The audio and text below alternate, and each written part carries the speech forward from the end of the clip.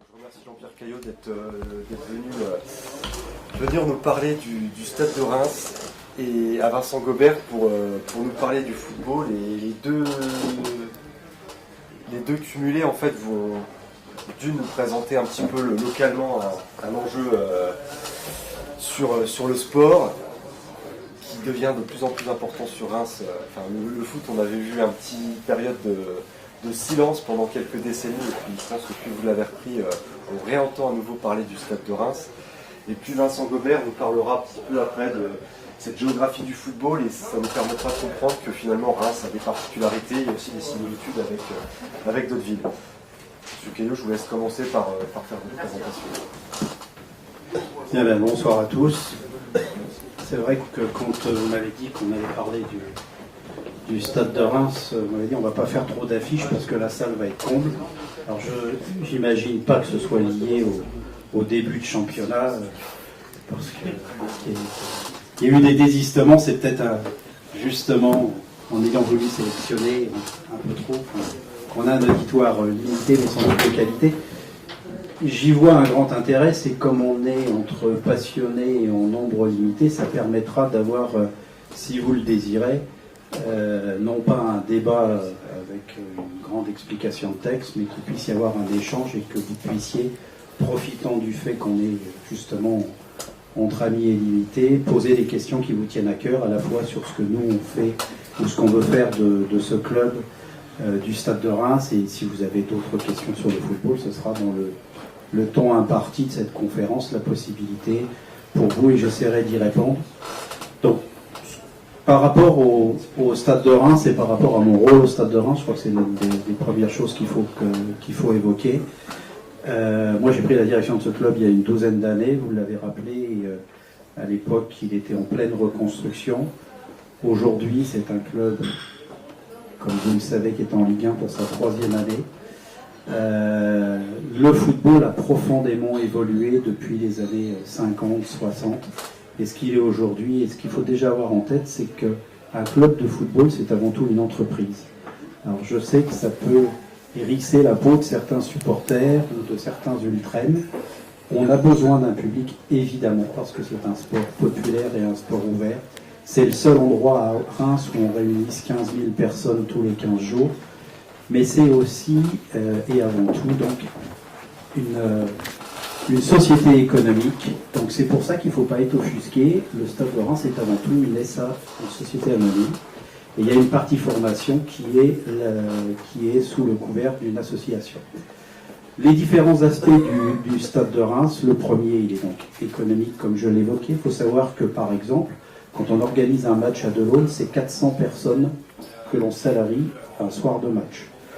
C'est un enjeu énorme pour la ville, à tel point que je ne fais pas de politique pour que les choses soient claires. Ma seule politique, c'est mon club, mais que la nouvelle municipalité, par exemple, a choisi non pas que le Stade de Reims soit traité par un adjoint au sport, comme c'est fait traditionnellement dans beaucoup de villes, mais considérant tous les enjeux au-delà de l'aspect football, le Stade de Reims est un dossier qui est traité par Monsieur le maire en direct. C'est une vision un peu nouvelle du rôle que doit avoir un club par rapport à la promotion d'une ville. On est toujours en train de se demander, quand on est décideur économique, quel est le meilleur vecteur de communication pour sa ville. Et il a été identifié que le football et le Stade de Reims, et un club de Ligue 1 en particulier, étaient un vecteur de communication reconnu pour la ville.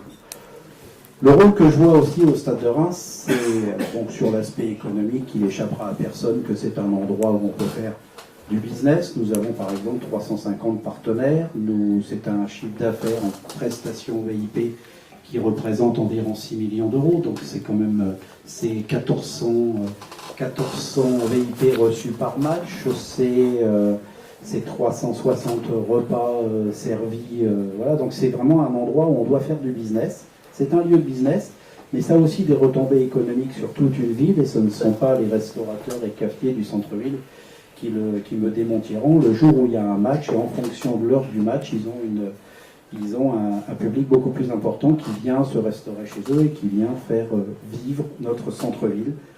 D'où, sans vouloir déflorer la partie de mon ami, ce qu'on disait tout à l'heure, le fait d'avoir placé ce stade en centre-ville, avec les problèmes de parking certes, mais la possibilité d'en faire vivre un centre-ville. Aspect économique, mais aussi aspect social. Je pense qu'aujourd'hui, on le voit dans les actions que mène le Stade de Reims. Nous, on est très proche de toute une partie des banlieues, toute une partie du public. On a un rôle aujourd'hui d'aller expliquer, d'aller faire passer des messages là où l'enseignement traditionnel ne peut peut-être plus les faire passer, là où la société civile est un peu en crise.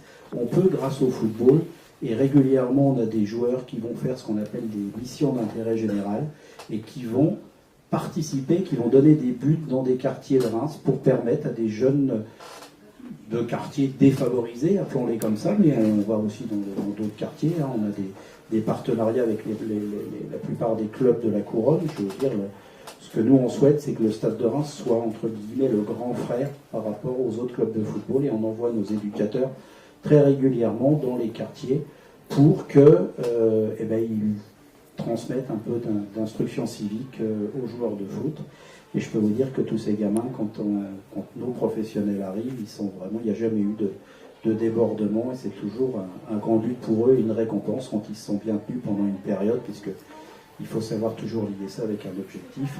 C'est une façon de les récompenser, d'aller faire des missions et d'aller signer des autographes et d'aller comme ça dans des quartiers. Donc on a un véritable rôle social. On a un rôle de formation, ce qui est le Stade de Reims, ce qui est un club formateur. Je rappellerai que les 19 ans du Stade de Reims ont fait la finale de la Coupe Gambardella, Coupe nationale l'année dernière, que heureusement, on commence à avoir des joueurs qui vont qui vont participer à notre équipe première, qui sont des jeunes qu'on aura formés.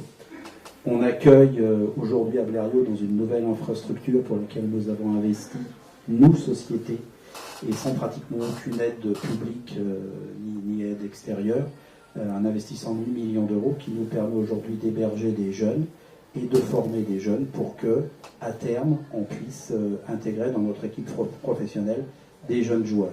Alors je ne vais pas faire d'angélisme avec vous, il faut savoir qu'un club comme le Stade de Reims, qui est un des plus petits budgets de la Ligue 1, si demain nous ne formons pas nos jeunes, on n'a absolument pas la capacité d'acheter Ibrahimovic ou des joueurs de ce niveau, donc on est entre guillemets condamné, même si c'est une condamnation tout à fait agréable, on est condamné à former nos propres jeunes. Ça c'est pour l'aspect footballistique, mais il y a un aspect aussi très fort au Stade de Reims, pour ceux qui nous connaissent, c'est la culture du club, c'est la culture de la famille, et quand vous formez les jeunes, vous pouvez dès le plus jeune âge leur enseigner ce que vous attendez de l'état d'esprit. Et aujourd'hui, on est assez fiers du rendu, c'est-à-dire que tous les jeunes qu'on forme ne passent pas professionnels, mais on leur donne une éducation. On leur donne une éducation et on leur donne la possibilité. Il y a des choses, par exemple, on imagine que les jeunes footballeurs sont des imbéciles qui n'ont pas leur bac, mais en réalité, 100% des joueurs du Stade de Reims qui étaient l'année dernière scolarisés en terminale ont eu leur bac, et c'est quelque chose qui est très important. Ça existe dans la plupart des clubs professionnels. On est très vigilant à la fois au cursus sportif et au cursus scolaire. Donc ce sont des éléments qui vont bien au-delà d'un match de foot tous les samedis ou tous les 15 jours au niveau de la formation. Troisième ou quatrième point que j'ai relevé, c'est l'image. On l'a un petit peu parlé tout à l'heure à bâton rompu. Je pense qu'aujourd'hui, le Stade de Reims, qui a des valeurs, qui sont des valeurs reconnues, on entend rarement parler du stade négativement, que ce soit dans le comportement de ses dirigeants, de son entraîneur, de ses joueurs. On ne fait jamais la une des journaux et on est très attentif à l'image qu'on envoie. Je pense que le Stade de Reims a un rôle à envoyer du positif sur cette ville et sur ce qu'on y fait. On n'est pas... alors, des fois, on en souffre parce que les médias sont constitués de telle façon. Et je parlerai évidemment des médias nationaux. Il ne vous échappe pas toutes ces émissions qui sont faites sur toutes les radios, les télévisions. Tous ces médias qui sont à la recherche de la polémique. Quand vous êtes un club qui se veut justement plutôt le gendre idéal, c'est un peu plus... on parle moins de vous. Mais bon. C'est un rôle qui nous va bien. Nous, on est très fiers de ce qu'on envoie. Vous voyez, par exemple, il y a un sondage qui a été fait l'année dernière par la Ligue de football qui a établi que c'était les joueurs du Stade de Reims qui étaient les plus abordables par leur public et par l'environnement. c'est pour nous un résultat très important et qui est la résultante du travail et de la philosophie qu'on met en place dans ce club. Ensuite, j'ai relevé un autre point, parce que c'est un peu, encore une fois, des différentes idées qui sont accolées les unes aux autres, mais un autre point qui est l'aspect fédérateur. Moi, je suis, pour ceux qui me connaissent, un passionné avant tout. Je suis président bénévole. Je fais ça vraiment parce que c'est mon cœur, c'est ma ville et c'est ma passion. Mais quand je suis arrivé il y a quelques années à Reims, ou quand j'allais à Reims, vous évoquiez tout à l'heure, et quand je voyais que j'allais dans les cours d'école, ou quand je voyais un peu les gamins qui jouaient au foot sur des terrains, ils avaient les maillots de Lyon, ils avaient les maillots de Marseille, pas trop Paris Saint-Germain, maintenant c'est plus d'actualité, et je ne voyais jamais le maillot du Stade de Reims. C'est le jour où j'ai commencé à voir sur des terrains d'entraînement, à Bétheny ou à Sainte-Anne, des gamins de 10 ans, 12 ans ou 14 ans qui jouaient avec le maillot du Stade de Reims. Je peux vous dire que moi, en tant que dirigeant, j'étais très fier parce que je me suis dit, on est vraiment dans la bonne voie. Notre jeunesse, la jeunesse rémoise, se retrouve à travers nos valeurs et on n'a pas honte à avoir le maillot du Stade de Reims, même si je reconnais le maillot de Gaëtan Courtet ou de Préville est sûrement moins, tape à l'œil que celui d'Ibrahimovic. Et d'ailleurs, c'est une anecdote qui me vient en tête. Vous savez qu'il y a 2 ans, David Beckham était venu ici avec le Paris Saint-Germain. Évidemment, tout le monde se rappelle qu'on les avait battus. Et à l'époque, il y avait eu, France 3 avait fait le tour des différents équipementiers locaux. Et il s'était aperçu que le maillot le plus vendu à Reims n'était pas celui de Beckham, mais celui de Gaëtan Courtet. On peut des fois être dans son clocher, un peu le coq. Donc voilà les points qui me viennent comme ça un peu en tête sur le rôle que peut avoir un club. Le message que je cherche à faire passer, et qui n'échappe à personne, c'est qu'un club de football, c'est beaucoup plus que 11 garçons qui courent sur un terrain. Il y a plein de choses qui sont derrière. Je pense qu'on a décliné et on décline au fil du temps et dans la reconstruction de ce club. On a décliné un certain nombre de choses. J'en veux par exemple un des derniers faits d'armes. Ça a été la remise en place, puisqu'il y a des jeunes filles qui nous ont rejoints tout à l'heure, d'une équipe féminine. C'est-à-dire que tout le monde se rappelle de ce qu'a été le Stade de Reims d'abord dans les années 50, 60, puis dans les années 70-80, qui sont celles qui ont fait naître ma vocation, entre guillemets. Mais à ces époques-là, moi je me rappelle très bien qu'on avait une équipe féminine qui faisait le tour du monde et qui était aussi représentative que l'avaient été les aînés bien avant. La liquidation de ce club et le fait de repartir à zéro, parce qu'il y a 10 ans, on n'avait même pas de terrain d'entraînement, on n'avait pas de stade en reconstruction, mais on n'avait même pas de terrain d'entraînement, on était accueillis à Murigny, sur les installations de Murigny, pour s'entraîner avec notre équipe professionnelle. Donc on n'avait rien du tout, et de temps en temps, je croisais ces illustres anciennes féminines qui me disaient « ouais, mais vous occupez pas de nous, vous nous négligez ». J'avais toujours pris un engagement à titre personnel, qui était que le jour où on aurait à nouveau des infrastructures, on remettrait en place une équipe féminine. Ça tombe bien, on est en plein plan de féminisation. Le président Le Gret, à la tête de la Fédération française, souhaite la féminisation du club du football. Et là, on est là aussi, non sans faire du marketing, mais on a redonné vie au football féminin à Reims. Et en plus, on a une chance extraordinaire, c'est qu'on l'a donné à un de nos garçons qui était plein de valeur, un de nos anciens professionnels, Florent Ghisolfi, qui a pris ça à cœur bien au-delà qu'un rôle d'entraîneur. Et je ne doute pas que très rapidement, il remènera le Stade de Reims féminin, lui aussi, vers les sommets. Voilà très rapidement, très brièvement, ce que je peux dire, comment j'imagine un club, comme je disais tout à l'heure.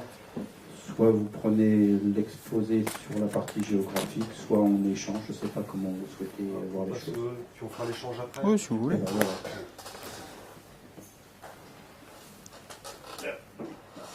Il y a du mou. Prenez ma place. Vous allez voir, c'est Merci. De président ou de... Ça dépend. Les soirs de match, c'est une bonne place. Les soirs de défaite. ça marche. Donc, ça va, tout le monde m'entend bien. Mais merci. Je vais vous demander d'être un peu plus indulgent que pour le président Caillot. C'est mon premier café géographie. Et malheureusement, je ne suis pas un grand spécialiste de la question des stades. Je remercie cependant Sandra Mallet de m'avoir invité combien ce café géo. En fait, je fais une thèse actuellement sur les complexes de foot à 5, de foot indoor qu'on rencontre ça et là dans les grandes métropoles, dans les grandes villes. Donc, je suis proche de l'équipement sportif, mais pas véritablement des stades. Mais je vais quand même essayer de vous mettre au courant de ce sujet. Alors je suis peut-être pas le chercheur le mieux placé, mais modestement, je pense quand même être je ne suis pas le seul, hein, mais je suis rejoint par des millions, pas des millions, mais des centaines de milliers de personnes en ce cas-là. Je suis peut-être le supporter le mieux placé pour parler et être au courant de la situation des stades et des problématiques, puisque je suis supporter du LOSC, je viens de Lille, et comme vous le savez, je suis jeune, mais depuis que je suis en âge de supporter ce club, il a évolué à domicile, si je compte bien, dans pas moins de 5 stades différents, sur 4 communes, dans 3 départements différents, donc ça vous situe un peu la problématique du stade à Lille que je connais un peu mieux que celle de Reims.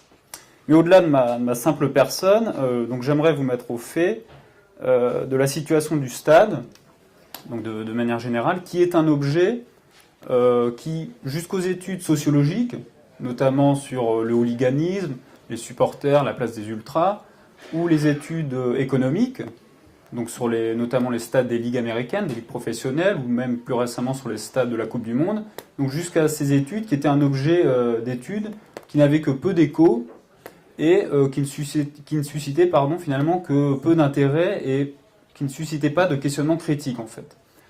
Pourtant, savoir ce qu'est un stade, pourquoi en aménage-t-on, quelle est sa fonction, sont des questions qui me paraissent, en tant que géographe, pertinentes et dont les réponses ne vont pas de soi, et c'est la raison pour laquelle, je pense, nous sommes réunis ici. Alors je vais faire rapidement un petit détour historique. Tout d'abord, ça me semble important de préciser que, contrairement aux apparences, la filiation et la continuité entre le stade antique, le stade grec, et le stade moderne, pour moi, ne s'imposent pas. Le stade antique répond, selon moi, à des enjeux religieux qui sont bien différents des enjeux sportifs contemporains. Le stade correspondait alors en fait à l'unité de longueur qui définissait la piste. Donc, je vous renvoie à la mythologie grecque. Les Romains reprendront ensuite cette installation et l'aménageront, vont la modeler en fait en double piste, en piste double, et aménageront donc des murets puis des escaliers. Donc le stade, qui était jusqu'alors une unité de longueur, deviendra ensuite le stadium, c'est-à-dire le lieu où l'on se tient, et qui deviendra donc, qui servira de préfixe, par exemple pour le verbe to stand en anglais, ou stare en italien, ou stehen, je crois, désolé pour mon accent, en allemand. Donc par déduction, finalement, la première fonction du stade ne serait pas tant dans ses caractéristiques sportives que dans sa capacité à accueillir des contemplatifs, en fait, c'est-à-dire le public et les spectateurs. Le stade n'accueille pas, à ce titre, et on le voit de plus en plus, n'accueille pas forcément de spectacles sportifs. Le véritable socle de la pratique sportive, c'est et ça reste le terrain.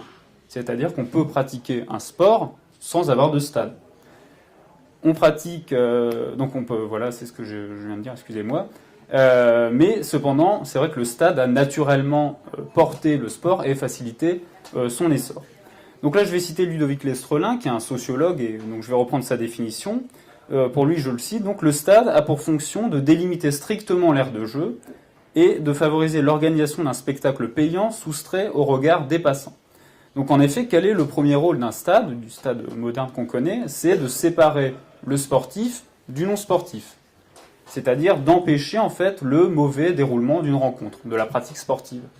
En d'autres termes, c'est de bloquer, donc d'instaurer une limite, une séparation entre la ligne de touche, pour parler du football, et la ligne du public. Alors par l'intermédiaire d'une grille, de barrières, de panneaux publicitaires, de rambardes, d'une main courante parfois, donc ce que vous voulez, mais ça marque en fait une première discontinuité dans la définition du stade. Et le deuxième rôle, même chose, si je reprends la définition, c'est de séparer donc ce non-sportif, le spectateur payant, du simple passant qui souhaiterait assister au match, regarder le match, mais qui n'a pas payé. Donc on l'empêche, cette personne, finalement, de participer à ce spectacle en tant que spectateur. Donc les espaces sportifs, à l'instar du stade, ont pour première caractéristique d'être des espaces culturellement construits. Ils naissent, donc là, petite parenthèse historique, ils naissent à peu près au milieu du XIXe siècle, dans les lieux de villégiature des élites, notamment sur les littoraux. Alors s'y implantent des hippodromes, des tennis, des golfs qui seront considérés comme les premiers équipements sportifs. Les grandes métropoles vont mettre quelques décennies après avant de s'équiper, notamment sous la poussée des courants hygiénistes et éducatifs. L'introduction des sports athlétiques, donc qu'on connaît, football, rugby et compagnie, dans les années 1880 et leur diffusion dans les années 90 vont donc largement et progressivement modifier ce paysage urbain. Les premiers clubs, les premières associations sportives de football se structurent alors et cherchent donc rapidement à disposer de leurs propres infrastructures sportives pour ordonner justement, comme je l'évoquais, leur espace de pratique. Mais ces associations sportives, elles sont encore balbutiantes au début. Et elles n'ont généralement pas les moyens d'acquérir leur propre espace. Et donc de l'aménager en raison notamment du coût du terrain, du coût du foncier, dans une période où l'urbanisation est croissante. Et donc l'urbanisation croissante au niveau de la fin du 19e et du début du 20e. Donc il empêche d'acquérir un terrain, ces associations. Donc les premiers terrains de football seront donc établis dans des espaces qui sont à l'origine non dédiés à la pratique, mais qui par leur dimension ou leur configuration permettent l'opposition. C'est le cas notamment, c'est l'historien Julien Sorès qui l'a montré à cet égard à Paris, le rôle joué par les jardins des Tuileries par exemple, ou les jardins du Luxembourg, ou le bois de Boulogne, ou le bois de Vincennes, qui vont justement permettre les premières oppositions de football.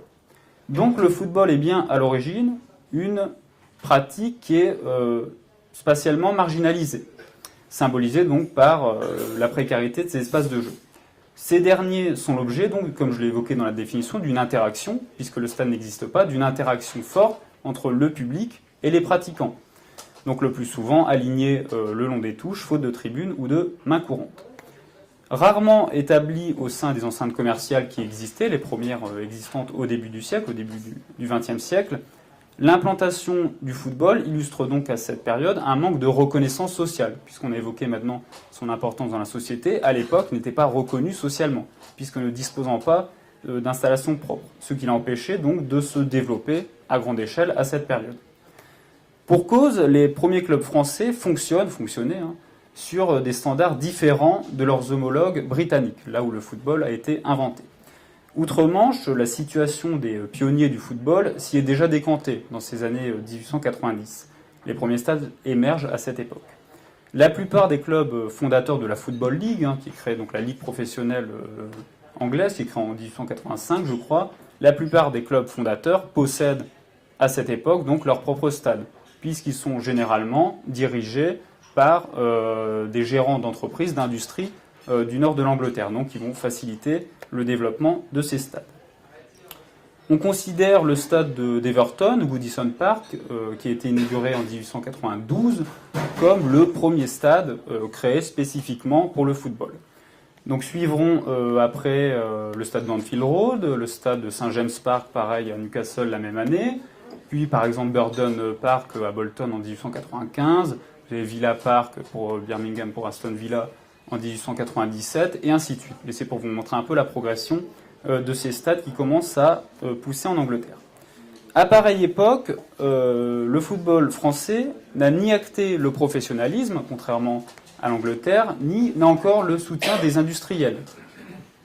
Cependant, il va pouvoir s'appuyer sur les structures d'une pratique sportive qui commence à se développer à cette période et qui est méconnue des Britanniques, le cyclisme. Les premières classiques cyclistes naissent justement à la fin du XIXe siècle, donc Paris-Roubaix et compagnie, donc en France, en Belgique et un peu en Italie. Et donc les premiers espaces de pratique du cyclisme vont également émerger. Donc en 1885, la première piste de cyclisme durable est créée, c'était à Bordeaux, le premier vélodrome à Bordeaux. Et en 1885, on recense 4 vélodromes sur le territoire français. Et 10 ans plus tard, en 1899, on en recense plus de 300. C'est pour vous donner un peu une idée du développement du cyclisme à cette époque. Donc progressivement, le football va s'emparer, en fait, va s'imposer sur les espaces centraux des vélodromes. Alors toutefois, le problème qui s'est posé pour les enceintes commerciales va également se poser pour les vélodromes, c'est-à-dire que les directeurs de vélodromes vont cependant privilégier l'accueil de matchs internationaux, qui vont générer davantage de revenus. Donc par souci de rentabilité, les matchs de club, dont l'avenir sportif est encore limité, enfin incertain plutôt, et le supporterisme, on va appeler ça comme ça, limité, ne sont pas encore la bienvenue, si je puis dire.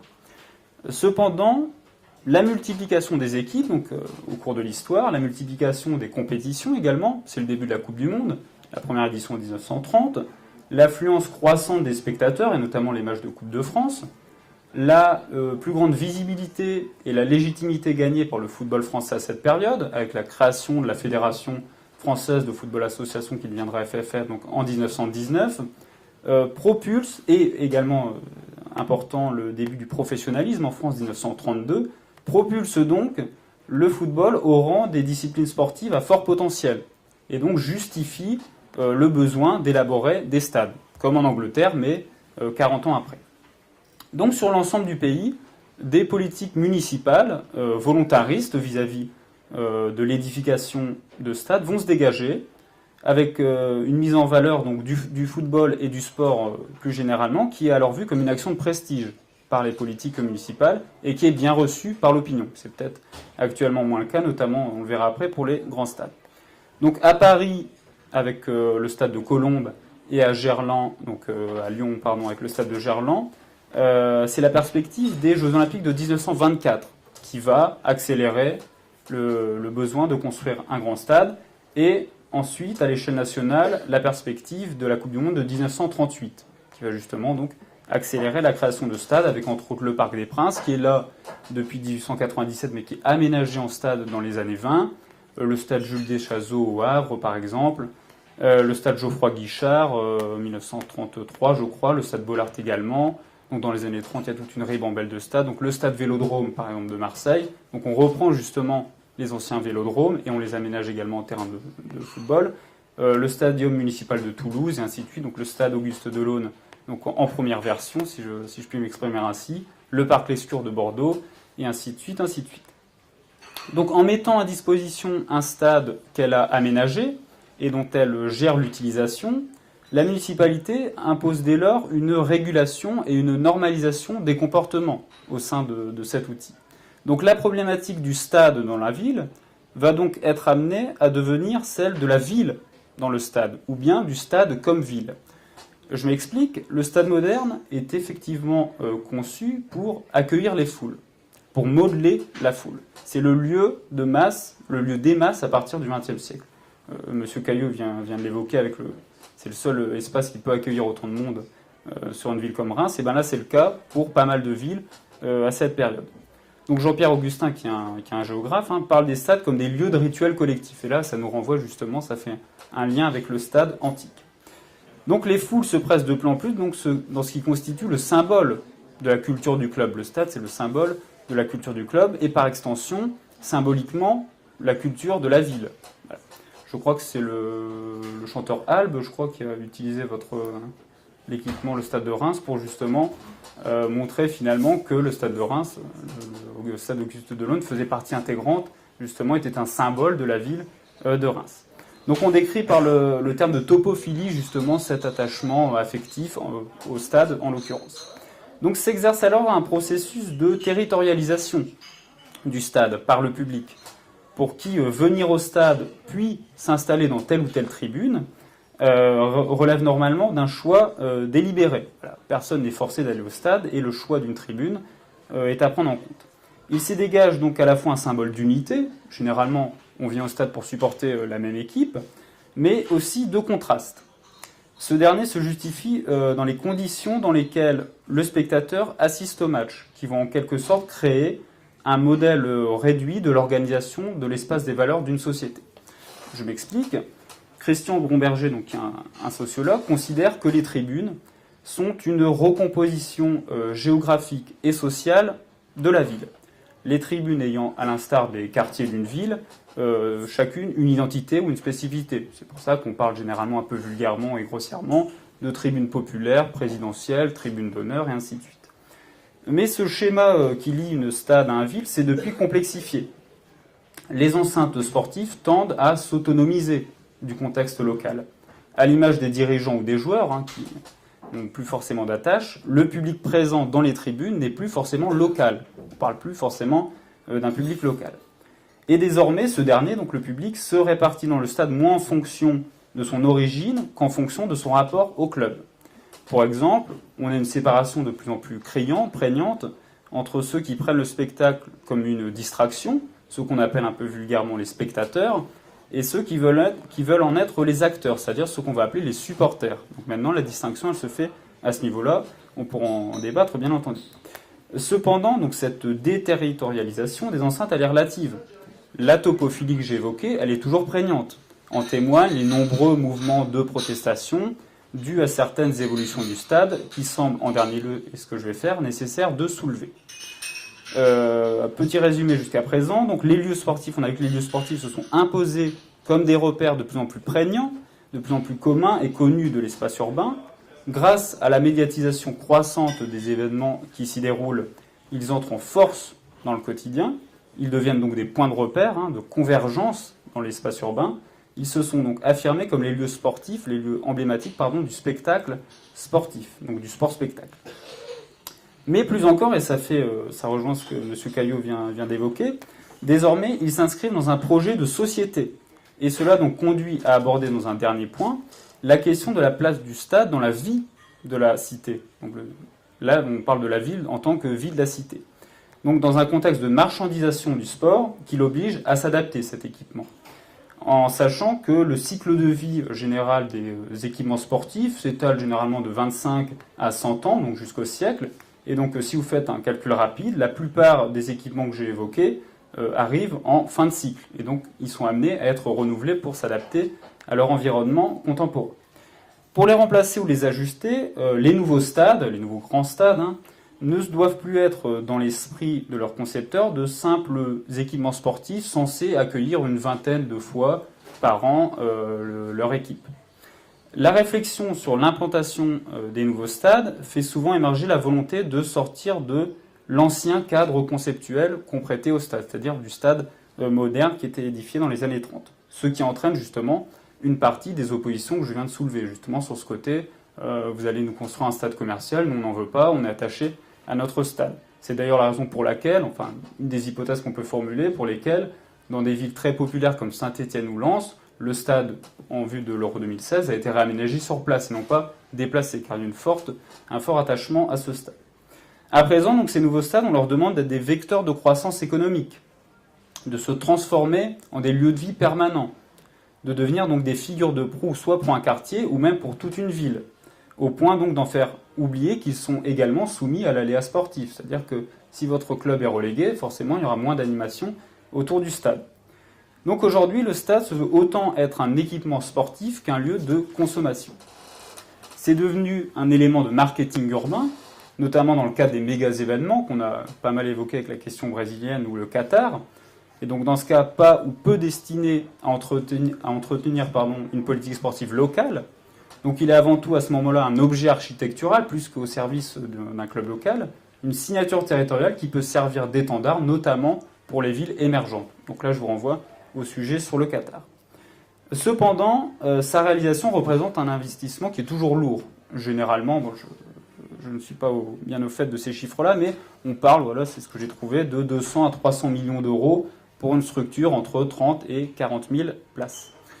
Donc cet investissement suscite un rejet d'une partie de la population, car il est moins occupé que d'autres équipements qui pourraient être aménagés à la place. En outre, de tradition française historique, cet investissement reste très largement à la charge des collectivités. Donc d'où cette critique, vu qu'on dit que c'est de l'argent public, donc c'est pas bien de l'utiliser pour ça. Donc le retard des clubs français sur ses voisins européens, en partie dû au déficit d'aménagement permettant d'augmenter les recettes d'exploitation, a motivé l'objectif de leur privatisation dans le cadre de la candidature française à l'Euro 2016.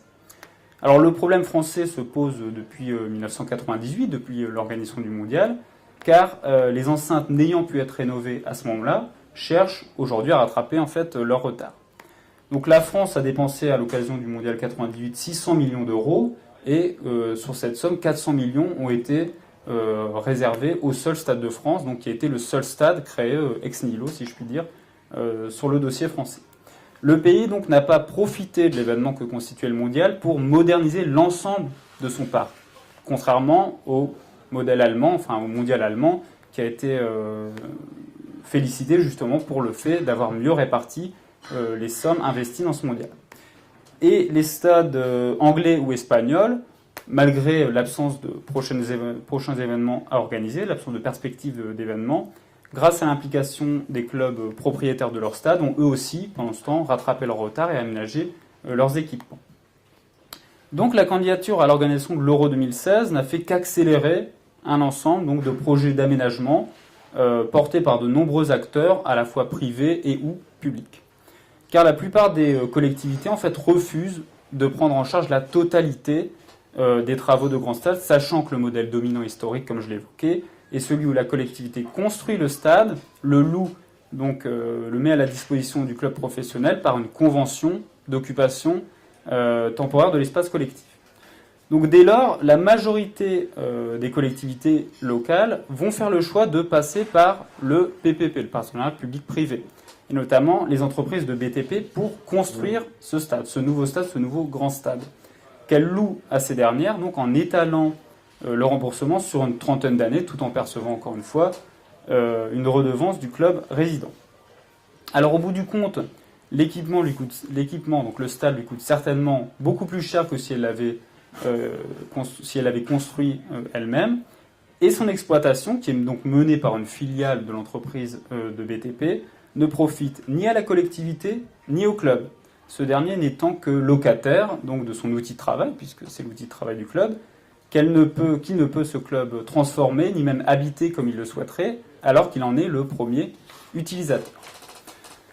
Alors je terminerai sur 2-3 points, en notant qu'à l'échelle locale, donc, la localisation de ces nouvelles enceintes est elle aussi problématique, par le simple choix entre centre-ville et commune périphérique.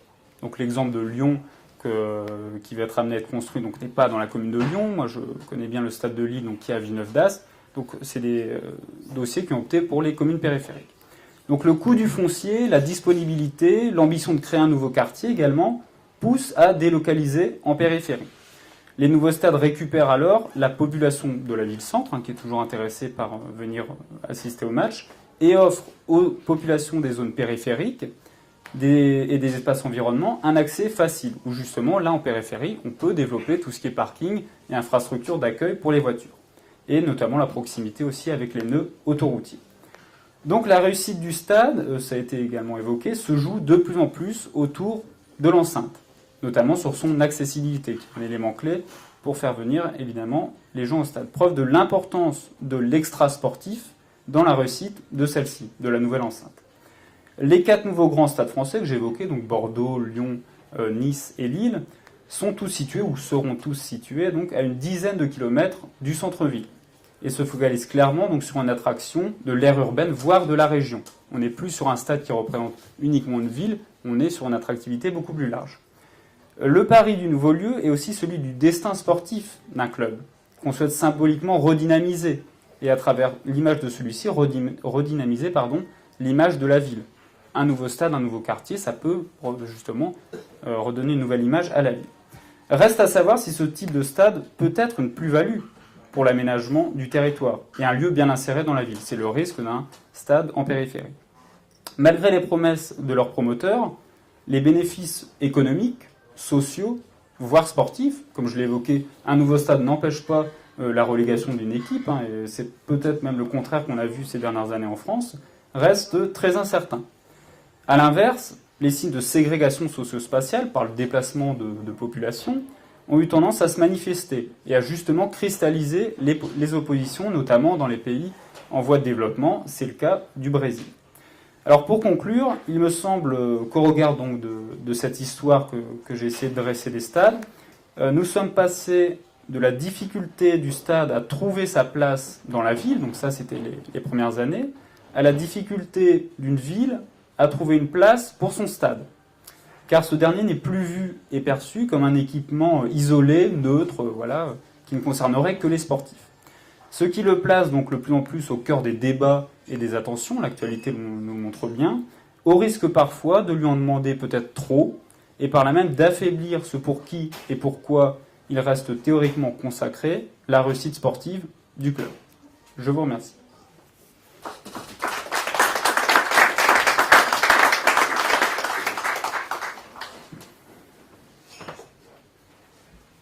Je rebondirai sur ce que vous avez dit au niveau, vous parlez de la proximité des joueurs, que les joueurs du Stade de Reims étaient parmi les plus proches de leur public, mais je pense qu'on peut aussi le dire de vous aussi, cher président. Enfin, vous êtes quand même très proche aussi de leur public et c'est bien de pouvoir vous voir là. c'est le moment où on peut avoir un échange. Moi j'ai déjà plein de questions en tête, mais si quelqu'un veut participer et si vous avez des questions à poser, soit Vincent Robert, soit Jean-Pierre Pellet. Oui, allez-y, poste-le, je ne vous connais pas trop nombreux. Non, j'aurais voulu savoir votre analyse du cas de Luznac, en tant que géographe, en tant que président de club, sur ce cas d'un club qui a postulé parce qu'il n'a pas de stade.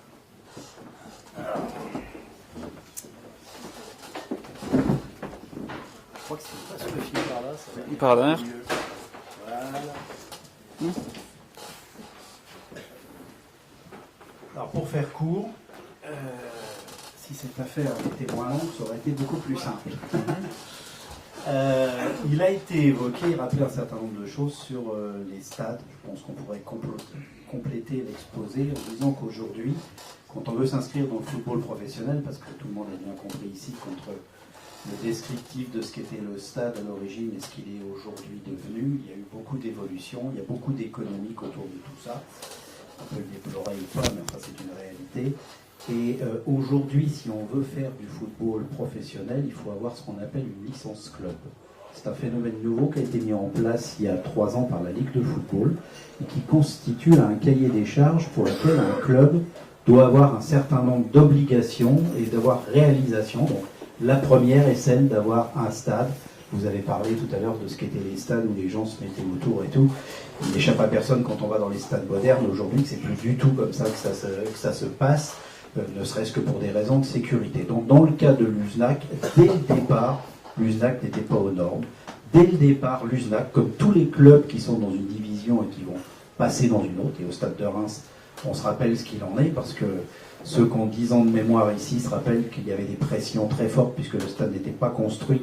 Et la première année où nous avons accédé en Ligue 1, il a fallu que M. Schneider, qui était le maire de l'époque, aille à la Ligue de football pour attester que le projet du stade de Reims allait bien se réaliser, ça allait bien se construire, il allait bien y avoir l'outil pour pouvoir accéder à la division. À l'époque, c'était la Ligue 2 parce qu'on n'était qu'en national.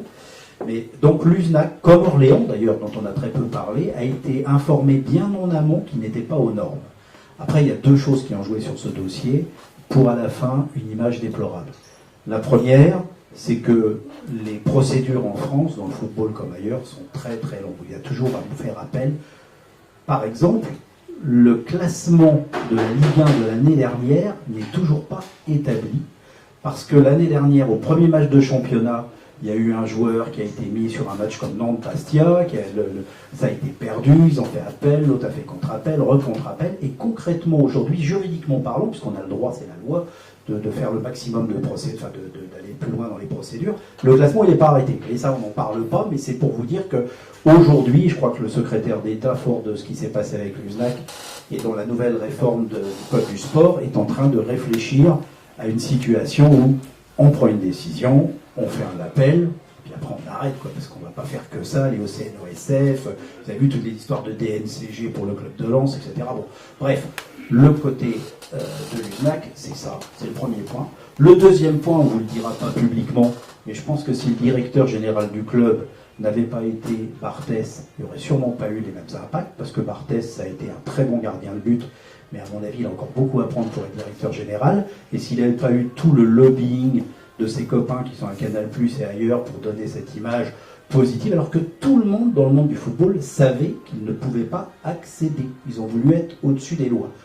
Alors après, à la fin, quand on rend cette position, et ça donne un mauvais sentiment au niveau du public, parce qu'on a l'impression qu'on interdit à un petit d'accéder, enfin voilà, après ça devient vite démago dans l'analyse, mais sincèrement, le fait que Luznac, et j'étais encore hier à la Fédération française de football, on en a reparlé, surtout pour cet aspect image qui est très mauvais. Le football français souffre d'une mauvaise image. On ne sait pas quoi faire pour améliorer notre image, et à cause d'incidents ou d'accidents comme celui-là, ça donne une image déplorable, parce que ça donne l'impression de casser l'équité du sport, alors que c'était tout à fait normal qu'il ne soit pas accédant. Oui, justement, ce problème structurel des stades prend le pas sur le sportif. Sportivement, ils ont gagné le droit de monter en Ligue 2. Donc, pensez pas que ça va trop loin, qu'il y a trop de normes finalement. Quand je regarde, je viens de Guingamp, je supporter de Monaco. Et c'est dur en ce moment, c'est dur en ce moment. Mais Ils font la Coupe d'Europe. bah voilà, et justement la Coupe d'Europe, justement, ça a été un grand chantier parce qu'il a fallu changer les sièges pour 20 cm parce qu'ils n'étaient pas aux normes UEFA. Et donc c'était un investissement colossal, 500 000 €. Heureusement, le club de Guingamp se porte bien financièrement, ils ont pu le faire. Mais justement, il ne faudrait pas qu'il y a trop de normes et que ça prend vraiment le pas sur le sportif.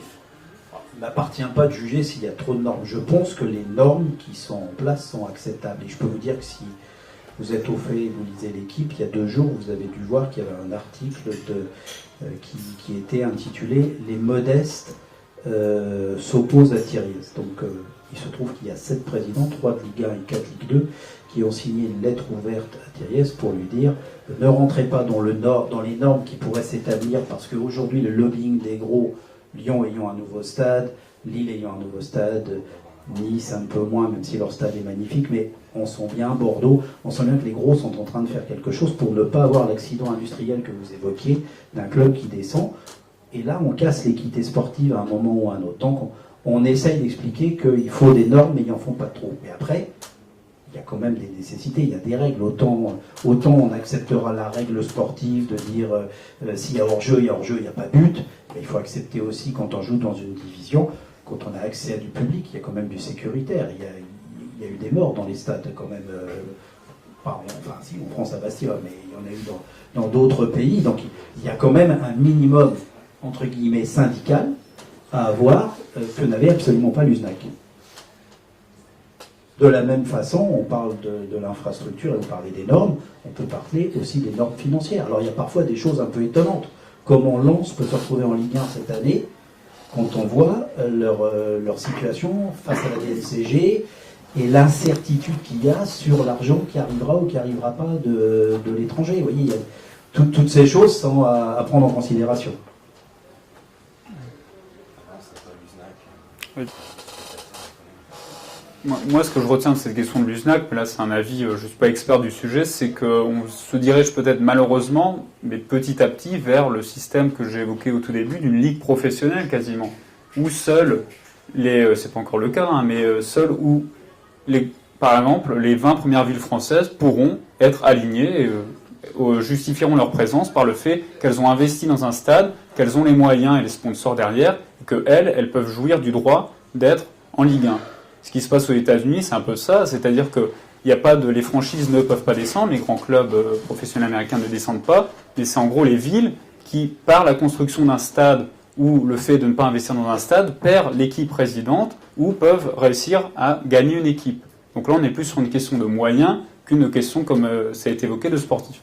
Mais je suis loin du sujet, je pense que les questions de normes sont plus drastiques, par exemple, pour les candidatures pour la Coupe du Monde, par exemple, où là, il faut présenter véritablement un dossier que tous les pays du monde ne peuvent pas se permettre de faire, que sur la question sportive d'un championnat, où là, sur le niveau de la Ligue 1 ou même les championnats européens, je pense qu'on peut accéder facilement à l'échelon et se permettre d'être dans l'élite sportive. Vous n'êtes pas loin du dossier, au contraire, vous êtes en plein dedans, parce qu'à cause d'un dossier comme l'USNAC, où encore une fois, ils n'avaient aucune raison objective. Ils ont gagné sur le terrain, mais on pourra aussi discuter sur l'aspect financier. C'est-à-dire que si vous mettez de l'argent sur votre masse salariale joueur et que vous ne la mettez pas dans vos infrastructures, vous avez un avantage de compétitivité par rapport aux autres. C'est pour ça que la licence club a été inventée. Et ce qui est très grave, c'est qu'à cause d'un truc comme l'USNAC, on peut arriver dans votre esprit à ce que vous êtes en train de dire. Et c'est justement ce que j'évoquais précédemment. On est en train de se battre avec des clubs moyens, avec des clubs de Ligue 2, pour ne pas accepter ce que certains envisageraient, et on comprend bien pourquoi. Parce que quand vous mettez comme Lyon un stade de 400 millions d'euros sur le dos, vous imaginez si demain ils font plus la Champions League, c'est déjà pratiquement acquis, s'ils font plus l'UEFA, si demain ils sont en Ligue 2, ben ça fait Le Mans, ça fait Grenoble, ça fait... qui n'a pas un stade neuf. Mais ça fait Valenciennes si Borloo n'intervient pas et s'il ne les sauve pas au raccro. Voilà, ça fait exploser. Et donc évidemment, quand vous avez la fonction que j'ai, mes homologues, il faut que vous limitiez au maximum votre risque sportif, parce que votre risque économique, il est déjà très grand. D'où l'importance, et on ne l'a pas dit assez, d'avoir un stade comme celui qu'on a à Auguste Delaune. C'est-à-dire que ce stade, il a été fait, alors je ne parle pas de la géographie, je ne parle pas de tout ça, ça a déjà été évoqué plein de fois, mais on a fait un stade pour un budget entre guillemets abordable. Parce qu'aujourd'hui, on a l'impression qu'on ne peut pas faire un stade à moins de 250 millions d'euros. Le stade Auguste Delaune, il a été fait aux alentours de 56 millions d'euros, ce qui lui rend un loyer que paye le club, ça a été dit tout à l'heure, qui est payé à la collectivité locale, qui fait que c'est complètement abordable et qu'on n'est pas dans des schémas économiques qui font que... je veux dire, moi, je suis allé à Lille, vous parliez de Lille, l'année dernière, on est allé à Lille, un bon souvenir, on avait gagné. Et puis j'étais avec Michel Sédou, mon homologue là-bas, et je lui dis, tiens, le stade, il est bien rempli. Il commence à gagner de l'argent dans son stade quand il a 40 000 spectateurs. Son point mort, il est à 40 000 spectateurs. Vous imaginez bien, quand on voit la crise économique qu'il y a en France, l'aspect du supporter français. Là aussi, on n'en parle pas assez. À la Ligue de football, on est toujours en train de nous ressasser avec les exemples allemands. Parce que nous, on est très dépendants en France des droits télé. En Allemagne, ils sont moins dépendants. Pas autant, mais ils sont moins dépendants parce qu'ils ont beaucoup de monde qui vient dans leur stade. Sauf qu'il faut à un moment se rendre compte que le supporter français, le spectateur français, c'est pas un Allemand, c'est pas un Anglais. Le pouvoir d'achat, quand nous on fait venir quelqu'un dans un stade, il dépense à peu près 1,50 € en prestations annexes, à la buvette, au machin, acheter des chartes aux gamins. Comme c'est en Allemagne, c'est coef 5. Vous multipliez ça par 30 à 80 000 personnes dans le stade, et vous voyez ce que vous générez tous les 15 jours en économie supplémentaire. Des stades aussi qui sont faits pour consommer, par exemple, on prend l'exemple de Schalke 04, c'est un stade qui fait, je sais plus combien de milliers de personnes, je sais pas, 50 000, 60 000. Dedans, il y a 42 restaurants, 30 cafétérias, c'est une ville, c'est un stade. Quand on fait ça, il faut aussi que le stade, ça a été évoqué, ça devienne un lieu de vie, que ça ne soit pas un truc qui travaille 20 jours dans l'année ou 19 jours dans l'année. Après, il y a un autre problème, qui est franco-français. La loi E20 passant par là, quand vous parlez de consommation, on boit plus facilement 3 bières allemandes qu'on boit 3 jus d'orange, quoi. Donc, la mentalité du supporter. vous savez, ça, c'est la loi, elle est la même pour tout le monde. Hein. Mais comme on est en France, il y a toujours des exceptions. C'est-à-dire que dans un stade, et aux abords d'un périmètre de sécurité autour d'un stade, on n'a pas le droit de consommer d'alcool. C'est bien, c'est pas bien. Les mauvaises langues diront que ceux qui sont VIP, ils en consomment de l'alcool et ça n'empêche pas le se passer. Mais bon, on n'a pas le droit de consommer d'alcool. Vous allez au rugby, dont on prône l'angélisme du rugby, la loi, elle est la même pour eux. Si vous êtes allé à Bayonne ou à Biarritz, vous ne vous a pas échappé qu'au buvette, on sert de l'alcool. Donc ils n'ont pas le droit. Vous parlez de la mentalité du supporter français, et c'est vrai qu'elle est aussi différente par rapport à l'anglais ou à l'allemand. C'est des pays quand même où la culture club est beaucoup plus importante. Et même, on le voit pour l'Angleterre, le supporter anglais est presque plus proche de son club, de sa ville, que de son équipe nationale. Alors qu'en France, c'est plus un centralisme justement géographique, pour arriver à la géographie, centralisme français, qui fait que beaucoup de monde suit l'équipe de France dès qu'il y a une Coupe du Monde ou un Euro, alors que le sentiment du supporter, il est moins proche du local en France qu'en Angleterre. En Angleterre, il y a des supporters qui vont aller voir à Manchester tous les week-ends, payer des dizaines et des dizaines de livres chaque week-end, mais qui n'ont pas déplacé pour voir l'équipe anglaise. Ouais, il y a beaucoup d'études sociologiques qui sont faites dans ce sens-là, parce que c'est un vrai problème quand on dirige un club de football, de savoir comment on peut fidéliser et comment on peut attirer des supporters. Alors il y a quelques exemples en France. On est allé à Saint-Étienne avec mon épouse, à 100 km de Saint-Étienne, on voyait encore des mecs qui avaient des maillots verts, qui étaient de Valence, qui étaient de je sais pas où, qui venaient. Donc il y a Saint-Étienne, il y a Lens, il y a quelques clubs comme ça, où on va avoir un public qui sera un public de supporters, des fans, ce qu'on appelle les fans, comme ça existe en Angleterre, comme ça existe en Allemagne. On le trouve beaucoup moins dans des régions comme les nôtres. Moi ici, quand j'ai pris cette fonction, on m'avait dit, non mais Reims c'est une ville de foot, tout le monde respire le foot, tout le monde attend le foot. Si un jour on était en Ligue 1, mais le stade, il faut faire 40 000 places. Ah ouais, le jour où on reçoit les stars du Paris Saint-Germain, sinon ça sert à rien. Et ici, alors moi j'étais gamin, j'allais voir les matchs dans les années 70-75, et je voyais le stade plein. Sauf qu'à cette époque-là, j'y allais 2 ou 3 fois dans l'année, parce que c'était ma récompense à mon bulletin scolaire, et que c'était toujours des grandes affiches. Et il y a un livre qui a été écrit dernièrement sur les années, je crois que ça s'appelle les années tombeaux, puisque c'était la période des Argentins, et qui reprend les feuilles de maths, les affiches. Et on s'aperçoit qu'à cette époque-là, le stade de Reims, il faisait 6 000, 7 000, 10 000 personnes dans les grandes journées. Raymond Coppa, que j'ai le privilège de côtoyer de temps en temps, puisqu'il est devenu notre président d'honneur au stade de Reims, me dit à cette époque-là, on allait jouer à Paris, on allait jouer ailleurs, c'était pas pour des normes de stade, c'était parce qu'il faisait plus de public en allant jouer en région parisienne qu'en jouant à Reims. Donc voilà, c'est un fait, il faut faire avec. Et nous, la première année où on est rentré en Ligue 1, on a fait un des meilleurs coefficients de remplissage, on faisait 75% de coefficient de remplissage.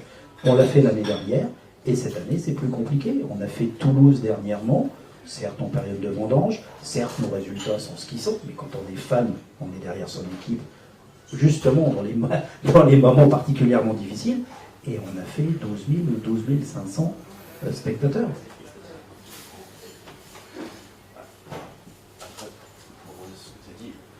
Déjà, le foot ne va pas, et surtout c'est des clubs qui ont beaucoup gagné.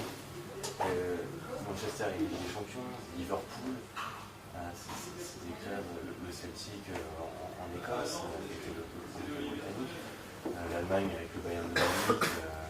Sauf que même le petit club de Ligue 2 anglaise est noir de monde. 4e division, 25 000 personnes. On avait un joueur qui s'appelait Miguel Cominges ici, qui a joué en 4e division. Il jouait pour 25 000 personnes et pas 25 000 invités par le Conseil général. 25 000 en payant. Il y a un ancrage local en Angleterre et même également en Allemagne. On pourrait pareil rejoindre ça avec le fédéralisme allemand. La géographie joue de toute façon quoi qu'il arrive. En Italie, c'est pareil, les tifosi.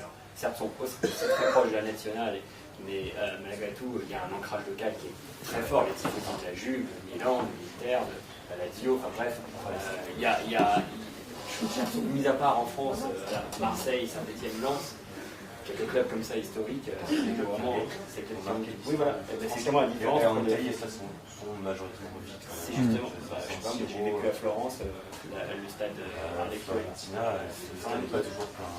Il est quand même souvent. Je suis pas sûr que tout le monde entende là-bas aussi. Sinon, j'avais une question, c'est mieux un stade dans le centre-ville ou à l'extérieur de la ville? Moi, je vais répondre en tant qu'utilisateur, monsieur répondra en tant que géographe. Mais ça a été évoqué. Le problème, c'est qu'aujourd'hui, on est dans un système où no parking, no business. Et donc, le fait... on a parlé des VIP qui sont un revenu important pour un club. Je ne parle pas du public, mais on parlera tout de suite après parce que il y a les travaux, il y a moyen de pouvoir faire venir du monde au stade. Mais les VIP, vous prenez aujourd'hui un chef d'entreprise, vous l'invitez, s'il doit marcher, il ne répond pas à votre invitation. C'est peut-être déplorable, c'est peut-être ce qu'on peut y penser, mais aujourd'hui vous allez au Stade de France, vous arrivez avec votre voiture, vous êtes dans le parking, vous montez dans un ascenseur et vous êtes dans une loge. Le gars qui connaît ce genre de truc, il a un mal fou à aller se garer en quinconce rue de Venise et venir à pied au stade. Donc c'est un vrai problème pour nous de ne pas avoir de parking. Il avait été envisagé une époque là où la concession Renault d'y faire un parking public pour pouvoir permettre aux gens de pouvoir accéder au plus proche. Pour nous, c'est un véritable handicap qui soit centre-ville. Après, il y en a d'autres avantages, on l'a dit. Aujourd'hui, on y a trouvé nos marques. C'est un peu le poumon de ce centre-ville. Mais pour travailler, c'est plus simple d'avoir du parking. Moi, je ne pense pas qu'il y ait de meilleures ou de moins bonnes ou de meilleures solutions. Je pense que la question, c'est qu'est-ce qu'on en fait, qu'est-ce qu'on attend de ce stade. Si vous regardez actuellement les stades justement français, certains ou même les stades français qui sont construits en centre-ville, qui sont en centre-ville, les taux de remplissage ne sont pas à 100%. Donc la question de savoir si ça serait mieux si ce serait en périphérie ou non, pour moi, elle ne se pose pas vraiment. Moi, je vais souvent à Manchester. J'ai jamais été à Old Trafford, mais les deux stades de Manchester sont en périphérie de la ville de Manchester, et pourtant ils sont pleins. Vous voyez des gens marcher, tout ça. Ça rejoint en fait pour moi plus la culture du club et la notion d'accessibilité. Je ne pense pas que le fait de mettre un stade forcément en périphérie ou dans cette autre ville va faire que les gens vont automatiquement venir. Le problème est plus profond que ça, à mon avis. Il est sur qu'est-ce que c'est que l'outil qu'on a fait, est-ce qu'il va être attractif ou non, l'équipe qu'on y met, est-ce qu'elle va être attractive ou non. Je pense que les gens s'intéressent plus à ça que le nombre de kilomètres qu'il faut faire. Notamment, ça, les grandes équipes ont moins ce problème, parce que vous regardez le stade de Manchester United, je pense pas, j'ai pas de chiffres, mais si vous regardez le public qui s'y presse, il y a peu de gens, à mon avis, qui sont de Manchester, mais à mon avis, j'ai pas de pourcentage, il y a énormément de gens qui sont prêts à faire beaucoup de kilomètres. À Barcelone, ça doit être pareil, à Madrid aussi, peut-être à Paris, Marseille, justement, et Saint-Etienne, où des gens sont prêts à se déplacer, alors que ce soit en centre-ville ou en périphérie, ça les intéresse même pas, vu qu'ils sont prêts à faire beaucoup de kilomètres pour y aller.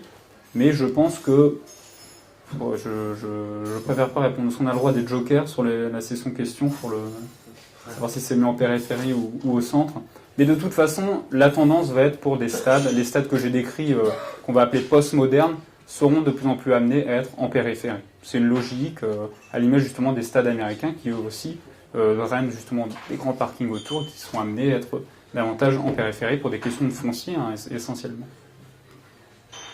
J'allais dire une logique qui est justement liée à l'économie. Pour avoir rencontré Estrosi à Nice avant la construction du stade, un stade qui a coûté aux alentours de 250 ou 270 millions d'euros, il nous a expliqué que le fait d'avoir négocié le foncier là où était l'ancien stade pour reconstruire là où il était, ça plus 2-3 trucs autour, c'était presque une opération blanche pour lui, la construction de ce stade.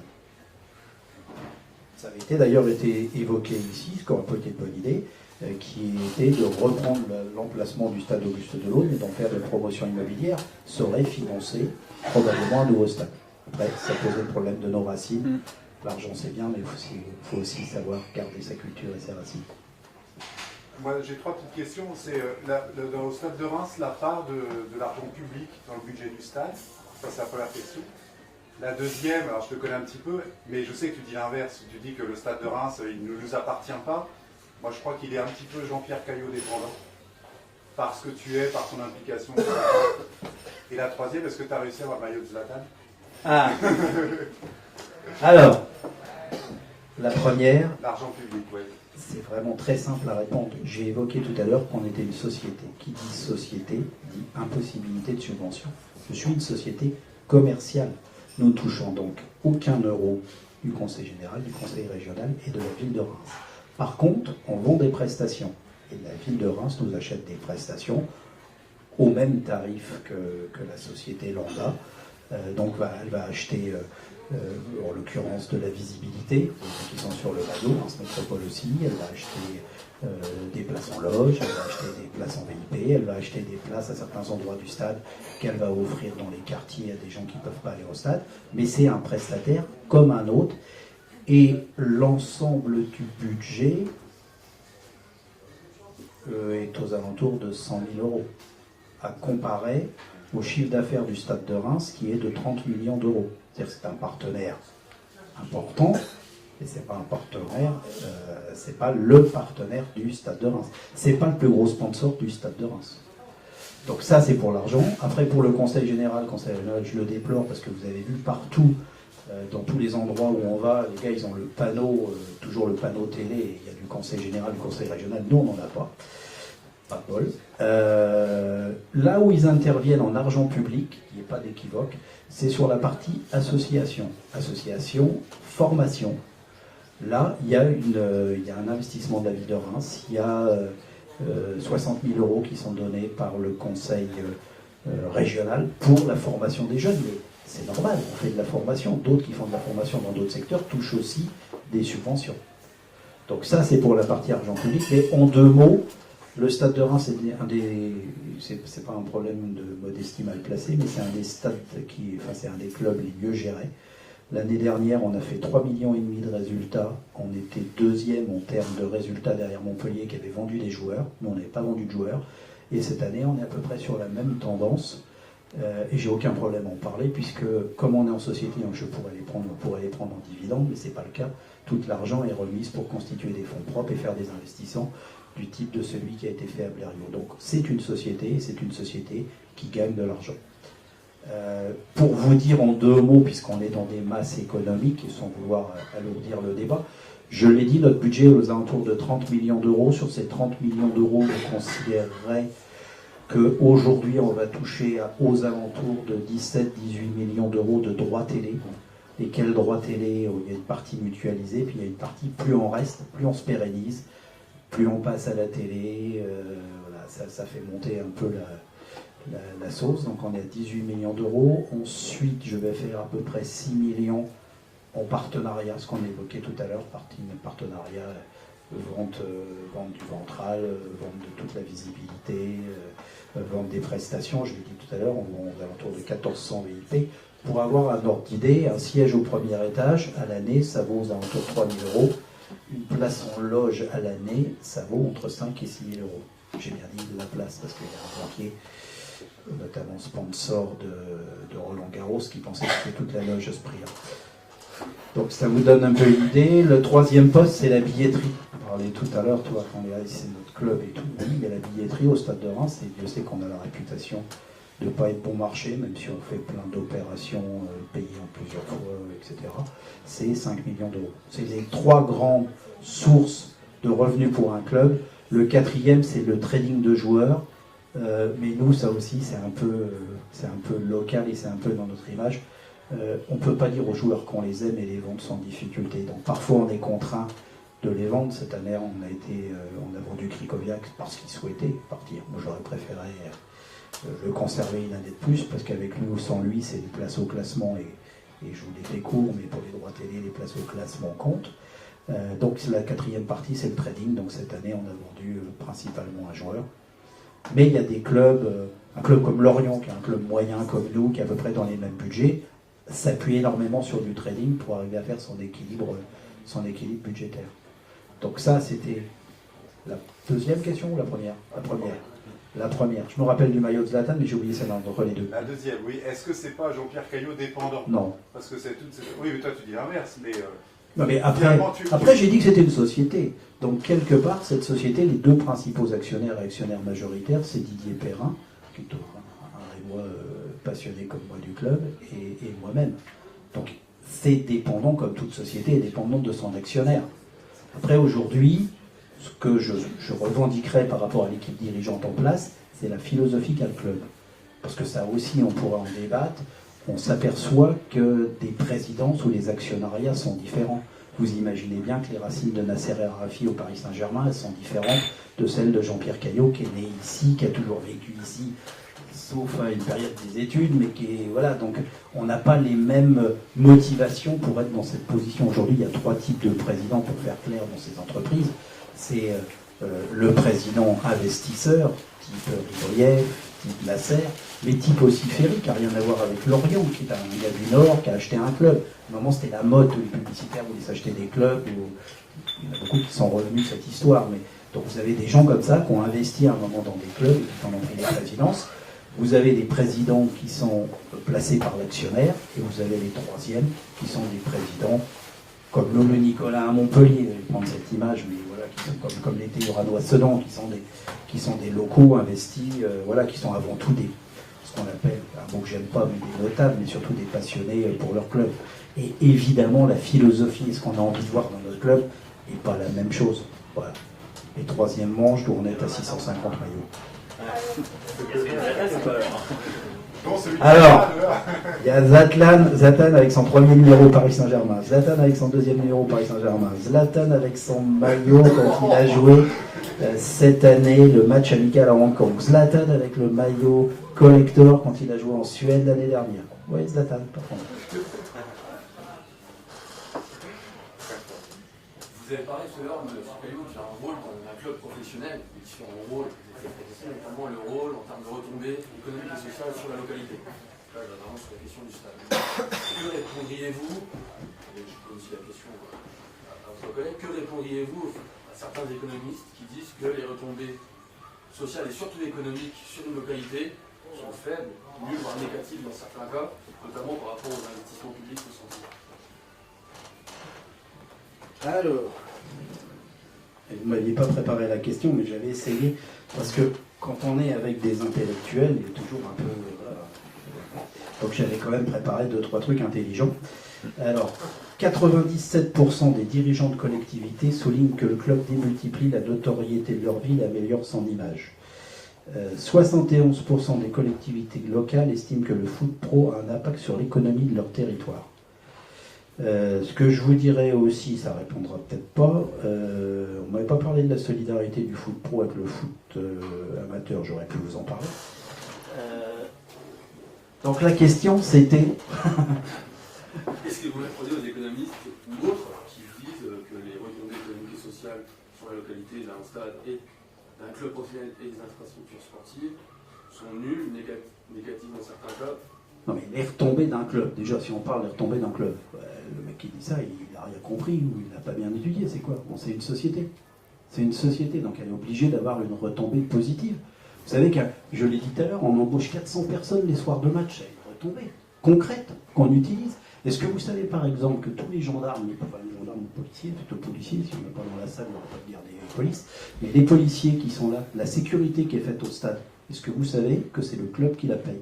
Est-ce que vous savez que ça me représente 250 000 € de budget par an, parce que je suis un des clubs les mieux élevés, celui qui prend le moins d'amende à la Ligue, et donc à chaque fois on s'entend avec les services de monsieur le préfet pour réduire au maximum les escortes et le nombre de policiers. Donc ça veut dire que le club alimente l'économie locale directement. Voilà, sur cet aspect-là. Après, si vous parlez de l'infrastructure, j'imagine que je ne vois que ça d'ailleurs, c'est la seule chose. C'est le bougon qui dit mais pourquoi on a été mettre de l'argent dans un stade, pourquoi on a construit un stade avec les résultats qu'ils ont. Le même d'ailleurs, quand ça gagne, ils engueulent les politiques parce qu'ils n'en ont pas fait assez pour le club. Ça c'est une réalité qui est malgré tout de plus en plus contestée, puisque ça a été évoqué tout à l'heure. Aujourd'hui, les schémas de construction d'infrastructures, le club est partie prenante en étant locataire, et il y a beaucoup d'argent privé dans la construction des nouveaux stades. Si je peux faire un petit commentaire, moi ma réponse ce serait non à mon avis, pour la simple et bonne raison que ça a été notamment prouvé justement sur tout ce qui est dossier olympique, sur cette question de est-ce que c'est rentable d'organiser les Jeux Olympiques, est-ce que ça fait gagner de l'argent. Ça a été démontré que non, pour la simple et bonne raison que les touristes justement ne venaient pas en période olympique, puisque justement les hôtels étaient plus chers, il y avait beaucoup de problèmes d'infrastructure et tout ça, donc les gens ne venaient pas plus que s'il n'y avait pas de Jeux Olympiques organisés par exemple. Peut-être que sur le long terme, éventuellement, sur des périodes vraiment longues, on pourrait voir une plus-value. Mais je pense que c'est surtout une bonne page de pub pour la ville en question, le pays, ou bien la ville en question. Pour la question du football, moi je pense que non également, étant donné que aller au stade, pour moi, remplace une autre activité qu'on ferait. C'est-à-dire aller au cinéma, passer une soirée au restaurant, et on choisit d'aller au stade à la place. Donc le fait d'avoir plus de place ou non, à mon avis, ça ne fera pas venir plus de monde. Ce seront les mêmes gens qui se déplaceront et qu'ils iront faire une autre activité à la place. Donc je ne pense pas que construire un nouveau stade, enfin un stade un peu plus grand ou mieux, crée des vocations de gens qui se diraient bon bah ce soir d'habitude je fais rien, là j'irai au stade. Donc je pense qu'à ce niveau-là, la construction d'un stade ne permet pas de relancer une économie ou quoi que ce soit. Par contre, ce qui peut relancer l'économie, c'est justement l'ancien stade qui serait détruit, d'en faire un nouveau quartier. Et là, on pourrait créer une nouvelle animation dans un quartier, régénérer un peu la ville, relancer une animation autour d'un autre concept de un quartier qui est construit autour d'un stade. Donc là, je pense qu'à ce niveau-là, ça peut être porteur pour la ville, mais le stade en lui-même, à mon avis, c'est difficile d'en faire un objet attractif financièrement. On ne dégage pas beaucoup, à mon avis, de marge autour de ça. Pour les stades français, en tout cas, c'est mon point de vue, mais j'ai pas de chiffres pour aller dans ce sens. Permettez-moi d'être en désaccord par rapport à ce que vous dites au niveau des organisations d'événements. Il est démontré aujourd'hui, y compris la dernière Coupe du Monde qui s'est passée au Brésil, comme les événements qui sont passés à la Coupe du Monde en Allemagne et tout, systématiquement, de créer un événement comme celui-là, au contraire, booste l'économique énormément. Même, il n'y a pas de stade qui était vide à ma connaissance au Brésil, bien au contraire. Donc ça booste l'économie, ce type d'événement, et c'est par hasard si les pays se battent pour l'avoir. Il y a effectivement de la notoriété, sauf que à l'époque où on est, à part les pays émergents, qui a besoin de notoriété? Si ces pays se battent, si la France s'est battue pour avoir les Jeux Olympiques, la Coupe d'Europe, c'est parce qu'il y a un véritable intérêt économique aux yeux de nos dirigeants. Je peux vous dire que c'est démontré dans ce sens-là. J'ai un droit de réponse ? Justement, cette question se pose parce qu'on observe que de moins en moins de capitales occidentales présentent de dossiers. Récemment, c'est Oslo, je crois, pour les Jeux Olympiques d'hiver, qui justement... Jeux Olympiques, moi je parle de football. De Coupe du Monde, pourquoi pas ? Mais le problème qui se pose, et les Brésiliens, il me semble, ont suffisamment montré, c'est que certes, les stades sont remplis, on voit la télé qui est une animation. Derrière, il me semble que ce sont les Brésiliens qui vont payer les stades actuellement construits, qui ont été construits, comme les Sud-Africains vont devoir payer les infrastructures qui ont été construites également, et comme les Athéniens ont dû payer des Jeux Olympiques mal préparés, des infrastructures à lourd budget qui ne servent finalement à personne aujourd'hui. Donc je le pense. Voilà, et qui sont à l'abandon, qui ne servent pas. Des projets bien préparés, je le conçois parfaitement, comme le mondial allemand, sur justement des stades bien équilibrés qui servent après et qui entretiennent une dynamique. Là, je suis parfaitement d'accord. Ça crée, et comme les JO de Londres également, où là, les infrastructures ont été bien pensées. Et dans ce cas-là, on est dans un projet qui peut apporter une dynamique. Malheureusement, c'est peu le cas dans les pays émergents, justement, qui veulent à coups de millions et à coups de milliards se payer un événement pour avoir un bon coup de pub, mais qui ne servent pas, comme je l'ai évoqué, une politique sportive derrière locale. Et à mon avis, ce n'est pas les clubs qataris qui vont réussir à se développer et remporter des Ligues des champions asiatiques, où le même sujet peut se poser pour les clubs sud-africains, même si on évoquait un temps que les infrastructures serviront aux clubs de rugby. Donc je pense que, bon, faut prendre dossier par dossier, hein, j'ai peut-être été un peu caricatural, mais cette question justement des méga-événements, qu'on appelle méga-événements, n'est pas forcément, selon moi, porteuse de bénéfices pour leurs organisateurs.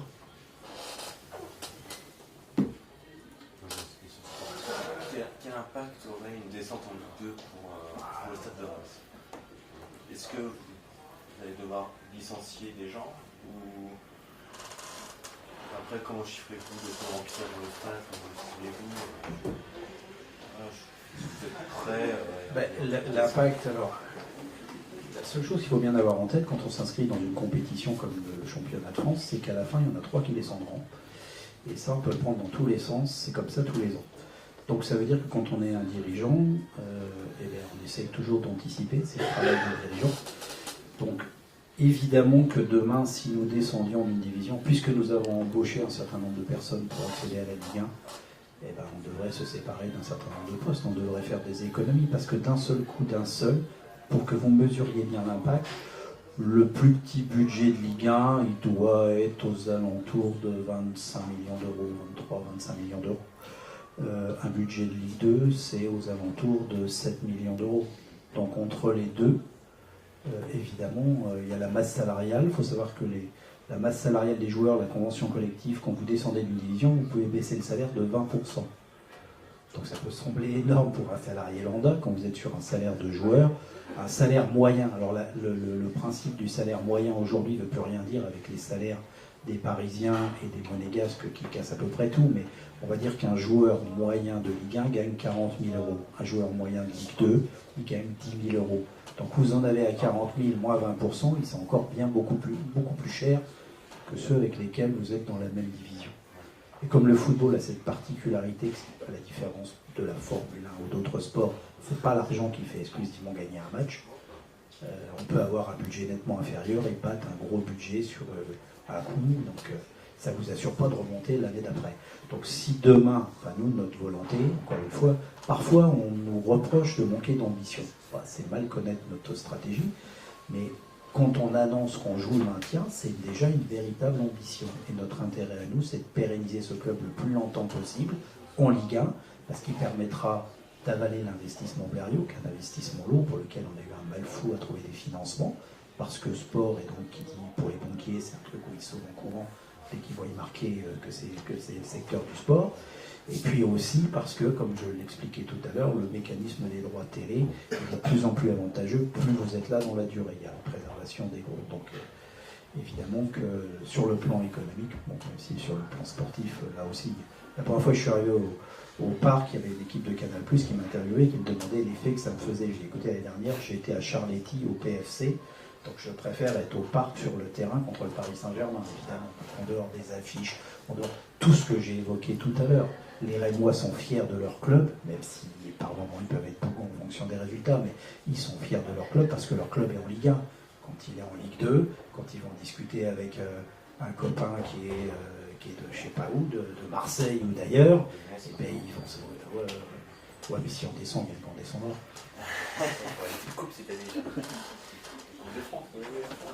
Ouais, la coupe, c'est la seule compétition où on peut attaquer une coupe d'Europe. L'exemple de Guingamp est un bon exemple. Parce que quoi qu'on en dise, je l'ai dit et je ne me contredis pas en le disant, quoi qu'on le dise, l'argent sur la durée, ça aide. Quand vous êtes Paris Saint-Germain, même si vous perdez un peu de points, à la fin, le fait d'avoir 500 millions de budget, vous serez dans le top, c'est sûr. Regardez les 7 premiers du championnat de Ligue 1 l'année dernière sont les 7 plus gros budgets. Donc il y a quand même une vérité sur la durée avec l'argent. Alors que la coupe, sur un match, tout est possible. Le plus bel exemple, c'est Guingamp qui barrait. Et donc pour le Stade de Reims, c'est notre ambition.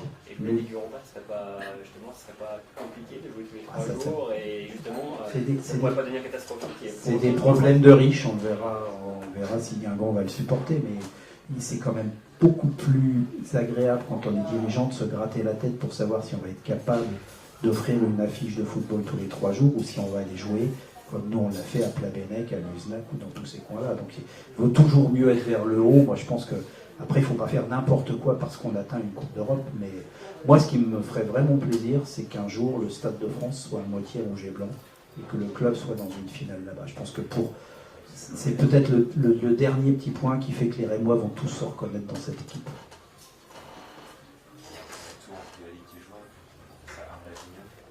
Pardon ? Vous jouez à Arlavignon de la Ligue. Charles le saura à 22h30 si c'était jouable. L'année dernière aussi, c'est hein l'année dernière, je sais plus contre qui on avait perdu. Ah non, l'année dernière, c'était pas vraiment jouable. L'année dernière, les tirages de coupe, on a tiré Monaco chez nous et ensuite on est allé à Lyon. Ça, c'était pour la Coupe de la Ligue. Et en Coupe de France, on est rentré directement au Vélodrome contre Marseille. Donc là, au moins, on s'est fait éliminer, mais il y avait au moins un côté favorable, parce que dès qu'on gagne, c'est parce que les joueurs ont été extraordinaires, dès que ça perd, c'est parce que les dirigeants sont pas bons. Donc au moins, je me suis évité les lettres d'insultes que j'avais reçues l'année précédente quand on s'était fait éliminer à Plabennec.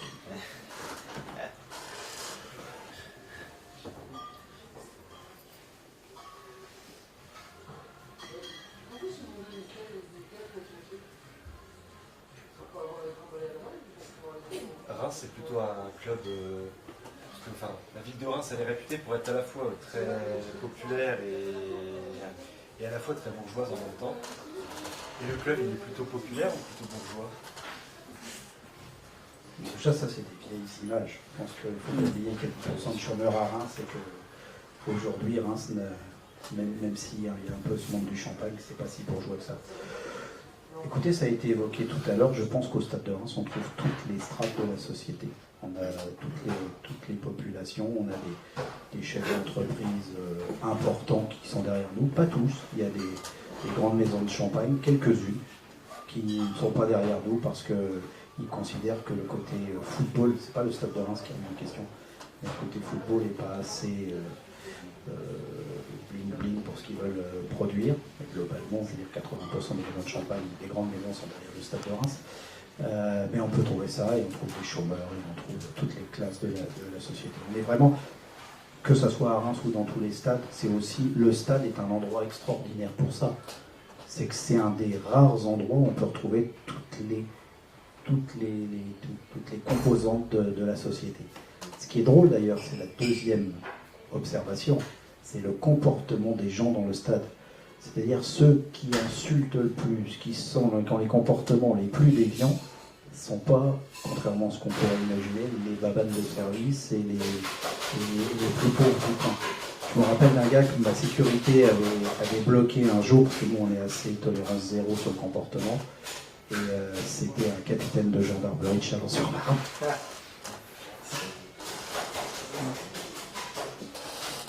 Et puis la réponse à cette question, elle est aussi dictée par le fait que, contrairement à l'Angleterre par exemple, ou dans un cas moins l'Italie ou l'Espagne, en France, on a généralement, alors je crois qu'on parle l'exemple d'Ajaccio, mais on a un club par ville, un grand club. Donc forcément, vous allez être plus amené à retrouver toutes les strates, si je puis dire, ou un public hétérogène, on va appeler ça. En Angleterre, on a davantage peut-être de clubs par quartier qui pourraient être plus représentatifs de telle ou telle classe sociale. En France, on connaît moins ça, et puis c'est vrai qu'il y a des clichés qui restent justement là-dessus, qui sont collés à l'image de la ville parce que ça représente le club de la ville. Je peux vous dire, pour avoir lu des études sociologiques sur le sujet, je crois que c'est William Newton qui a fait ça, mais le public de Lens et de Lille se ressemble, contrairement à ce qu'on pense. On a tendance à dire à Lille, il y a les bourgeois, et à Lens, c'est le club populaire. Quand vous regardez véritablement des chiffres, quand vous faites des études, vous constatez que les publics se ressemblent en fait plus ou moins, mais que forcément on met plus en avant telle ou telle strate du public, mais qu'on y regarde de plus près, on retrouve toute la population, une hétérogénéité de la population d'une ville dans le stade.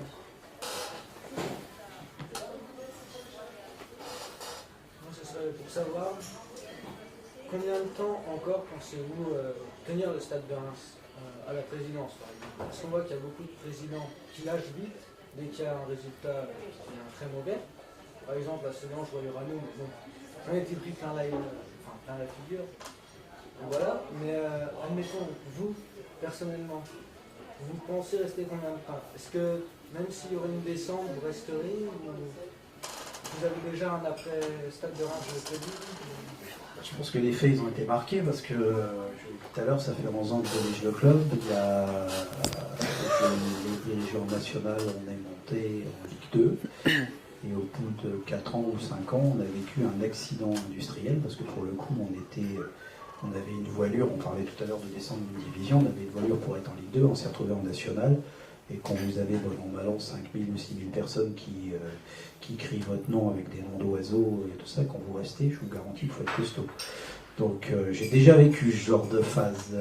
Et je sais en plus que c'est un sport où on passe vite de héros à zéro. Donc, moi, en ce qui me concerne, et je ne suis pas spécialement bloqué sur l'institution, ce que je fais me fait plaisir. J'ai sincèrement le sentiment que je le fais plutôt bien et que les faits aujourd'hui montrent que le club, en dehors des résultats sportifs, parce qu'il y a le sportif, mais il y a aussi la construction du club, j'ai parlé de toutes les étapes qui ont été mises en place, donc l'équipe dirigeante que je suis chargé d'animer, je pense qu'aujourd'hui, elle a fait ses preuves, elle continue à faire ses preuves, et là j'en reviens avec mon côté passionné et supporter, sincèrement, tant qu'on pourra continuer le projet du Stade de Reims sans vendre notre âme au diable, ça sera quand même nettement mieux, parce que c'est bien beau ces gens qui arrivent de l'extérieur, on ne sait jamais vraiment de provient l'argent ou quelle sera leur motivation. Pour le coup, eux, dès que ça se retourne, ils s'en vont. On oublie que Grenoble s'est retrouvé dans cette situation parce qu'ils avaient des actionnaires japonais qui, dès que ça s'est mal passé, sont partis. Le dernier président de Strasbourg qui les a emmenés en national, pareil, c'était un trader de Londres qui était là. Donc finalement, je pense que pour la durée d'un club, alors pour l'économique, c'est vrai que demain, un Chinois, un Hindou, comme ça se voit en Angleterre, comme ça se voit, ça commence à se voir en France, mais il paraît que notre fiscalité n'est pas ce qui les intéresse le plus. Ça peut avoir du bon. Ceci dit, pour être aussi très transparent avec vous, on n'a pas été sollicité, on n'a jamais eu d'état d'âme, parce que si c'est pour donner la place à quelqu'un qui ne fera pas mieux, ça n'a pas grand intérêt. Si c'est quelqu'un demain qui arrive et qui met 500 millions sur la table, pour le coup, moi j'ai absolument pas la capacité à faire des choses comme ça, évidemment. Là, il faudra se poser la question, parce que le club passera dans une nouvelle dimension.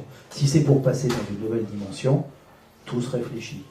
Mais aujourd'hui, le Stade de Reims n'a pas été confronté, même si j'ai pu le lire ou l'entendre par ailleurs, à des véritables projets qui auraient été de nature à bouleverser la philosophie des gens qui voulaient la place mais qu'on n'avait pas les queues ou on a croisé.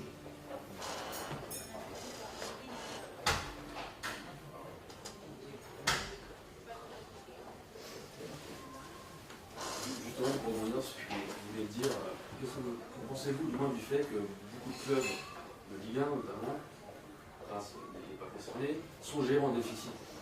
Et vous avez dit que tous les clubs sont des entreprises, aujourd'hui des sociétés, des CSP en l'occurrence. Et on a ici un contraste. Ce sont des sociétés qui sont gérées en déficit. On ne permettrait pas dans un tas de secteurs. Est-ce qu'on n'a pas ici des problèmes de concurrence? Vous êtes directement concerné parce que vous êtes un club bien géré. On a une certaine concurrence déloyale ici qui s'installe. Il y a même carrément une concurrence déloyale. Quand vous voyez Marseille, ils viennent nous mettre une toutouille 5-0, mais le lendemain, Vincent Labrune, il a la DNCG pour expliquer qu'il a 40 millions de trous. Parce que quand on dit des clubs gérés en déficit, je vous corrige, il y a un truc qui s'appelle la DNCG, à laquelle on présente nos comptes tous les 6 mois. Et sincèrement, même si ça fait grincer les dents à un certain nombre de présidents, la DNCG fait bien son boulot, vous êtes obligé d'équilibrer vos comptes. Et quand vous êtes dans une société en déficit, on fait appel à un actionnaire.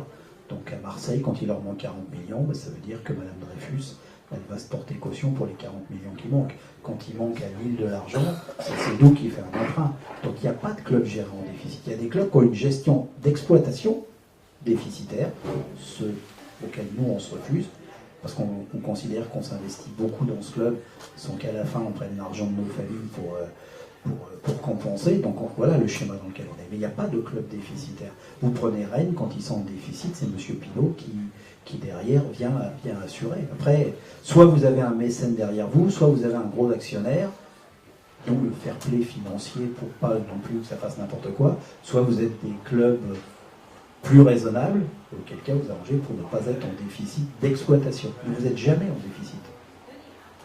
Et un des problèmes du foot qui a été créé il y a quelques années, c'est que pour ne pas être en déficit, vous avez bien en tête le mécanisme de ressources dont j'ai évoqué, vous avez le trading, et donc le gars passé à la DNCG disait il nous manque 10 millions d'euros, mais c'est pas grave, on va vendre Tintin, Popo et machin, et ça fera 10 millions, on va les remettre dans la caisse. Sauf que ce mécanisme qui était vrai, c'est-à-dire les clubs moyens vendaient aux grands clubs français, les quelques grands clubs français vendaient aux clubs étrangers, ce mécanisme, un seul coup d'un seul, il s'est arrêté. Il ne vous a pas échappé que les 2 derniers mercatos, ils ont été catastrophiques avec très peu de ventes de joueurs.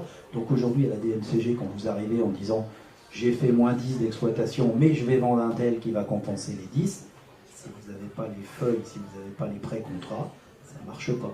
D'où les problèmes d'un certain nombre.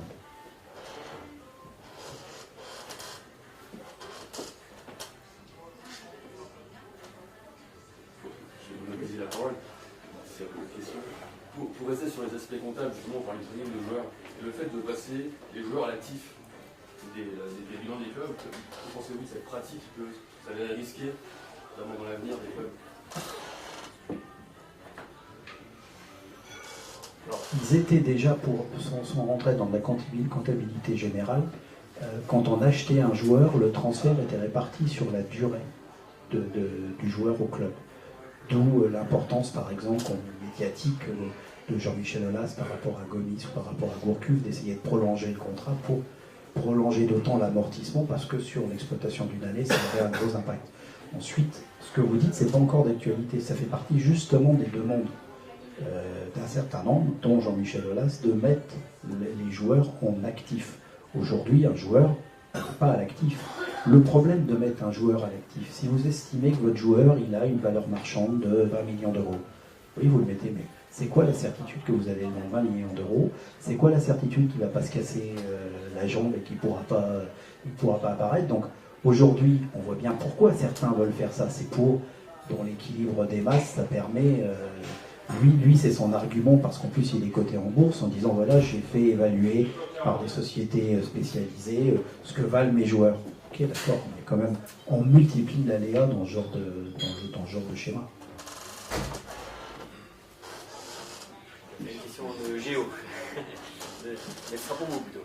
Parce que Reims annonce son effectif des joueurs qui viennent de l'étranger.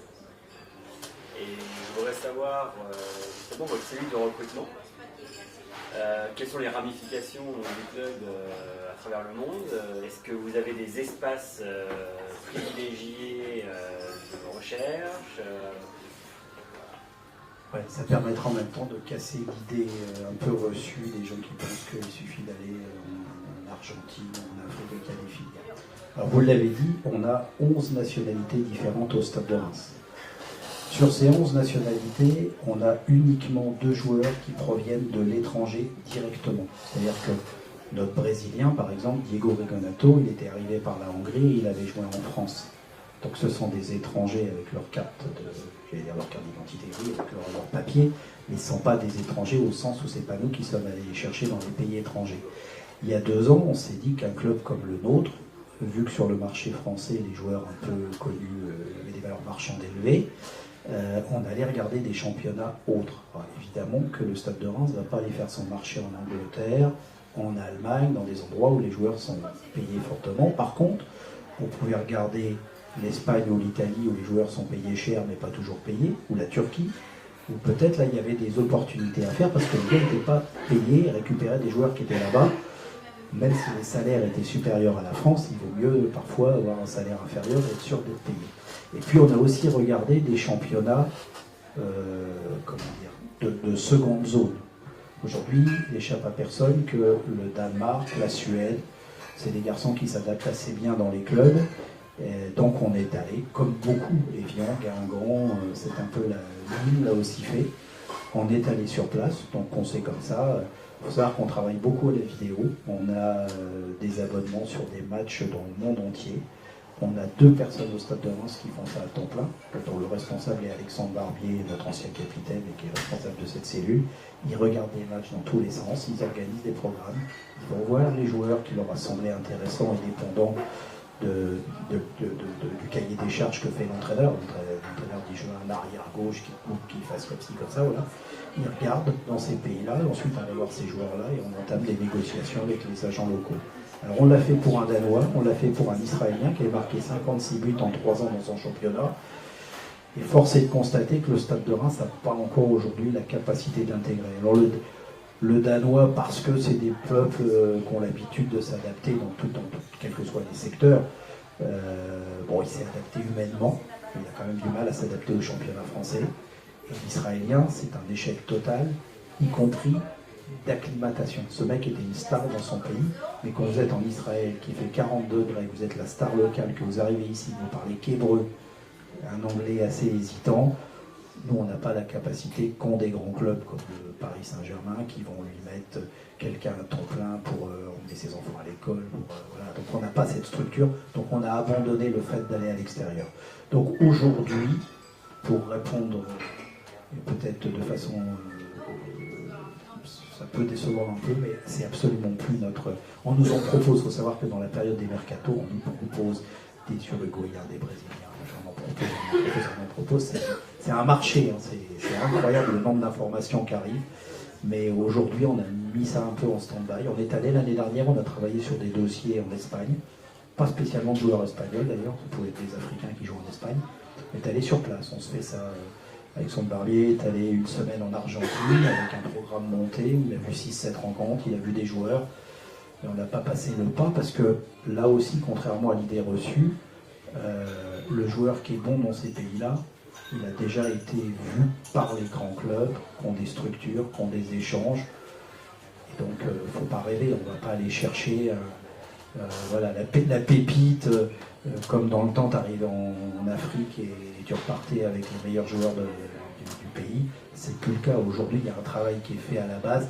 Là, par exemple, on a signé, personne ne le sait, un jeune Camerounais qui est dans notre centre de formation, qui a un contrat professionnel, parce que tout simplement, l'agent de Benjamin Mkonjo, notre Camerounais qui est au club, qui est aussi l'agent de Nkoulou, qui est aussi l'agent d'Aboubacar, en gros, qui est le macro local de tous les Africains du Cameroun. Lui, il a mis la main sur un jeune comme ça, et dans les bonnes relations qu'on avait, il nous l'a envoyé, il va être pendant 1 an au Stade de Reims, on va l'observer, on va voir si on ira plus loin avec lui. Mais on n'est pas le chercher, on ne l'a pas trouvé comme ça au coin d'une rue.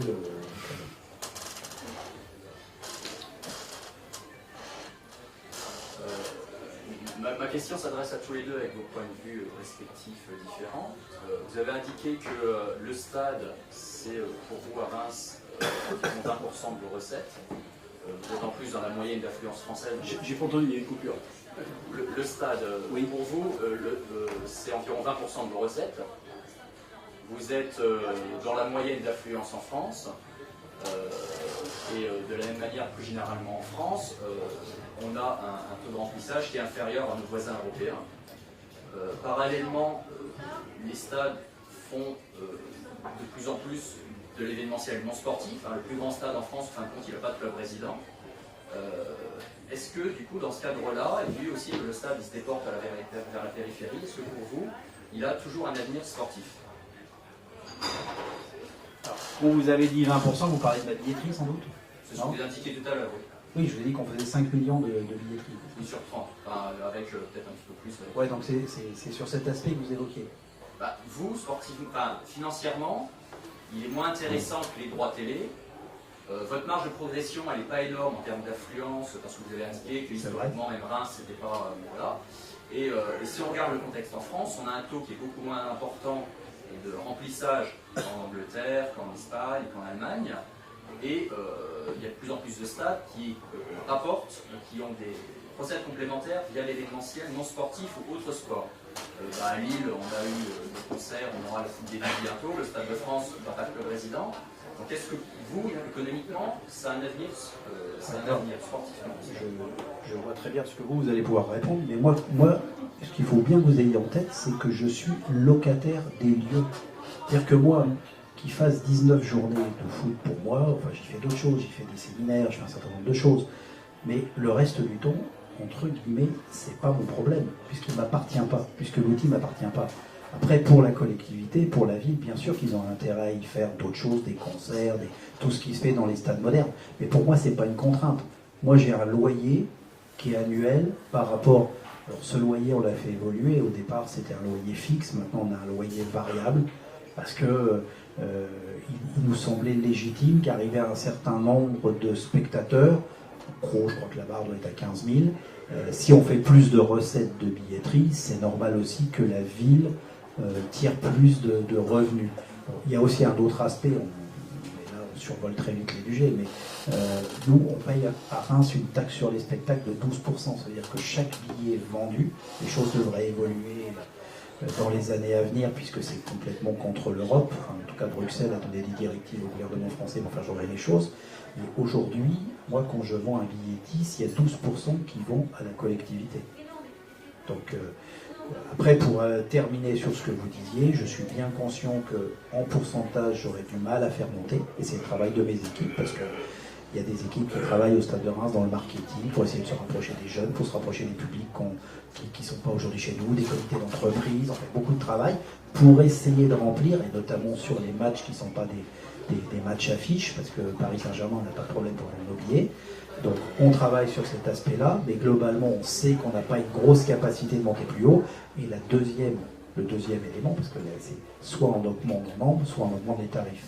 Et de la même façon, on est conscient que si on ne veut pas se couper de notre public, aujourd'hui, la crise étant, on ne peut pas augmenter, en tout cas on n'a pas la volonté d'augmenter les billets du spectateur traditionnel.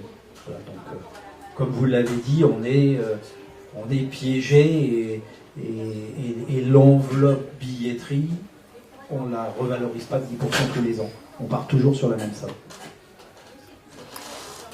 Effectivement, votre question est pertinente, mais je pense qu'elle ne se pose pas encore en France actuellement, pour la simple et bonne raison que, comme il a été évoqué, que les clubs n'ont pas leur mot à dire sur ce qui se passe finalement dans les stades et même pour ceux qui vont se faire en PPP. Lyon pourrait éventuellement décider, le club propriétaire de son stade pourra décider de ce qui se passe, mais actuellement, ce n'est pas le cas. Et le meilleur exemple, vous venez de l'évoquer, c'est la Coupe Davis qui se passera sur un week-end de championnat. Je ne suis pas sûr que Michel Seydoux ait été...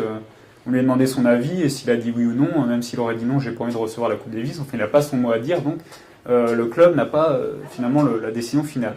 Maintenant, je pense que pour les stades actuels en France, le problème ne se posera pas, et qu'ils resteront des stades entièrement sportifs, pour la simple et bonne raison qu'il me semble que les stades actuels sont déficitaires en places à prestation, ce qu'on appelle les places à prestation, donc les loges et tout ça, places qui justement seront amenées à être beaucoup plus présentes dans les futurs stades, donc de Lyon, c'est le cas pour Nice, Bordeaux, Lille, on a fait beaucoup plus, où là, la question d'accueillir autre chose et d'autres spectacles, et notamment ceux, comme je l'ai évoqué, qui ne sont pas soumis à l'aléa sportif, c'est-à-dire que, imaginons que l'entreprise de BTP, Vinci, voilà, enfin la filiale qui gère ça, n'accueille qu'un club de sport, un club sportif et qui descend, là forcément, ils se retrouvent avec tous les œufs dans le même panier et ils généreront que peu de recettes. C'est d'ailleurs le problème qui se pose, je crois, pour le Stade du Mans, qui cherche justement, qui n'a plus de club résident et qui cherche à diversifier son portefeuille d'activités. Alors ils accueillent, je crois, les matchs espoirs, par exemple, ils arrivent ça et là à s'en sortir.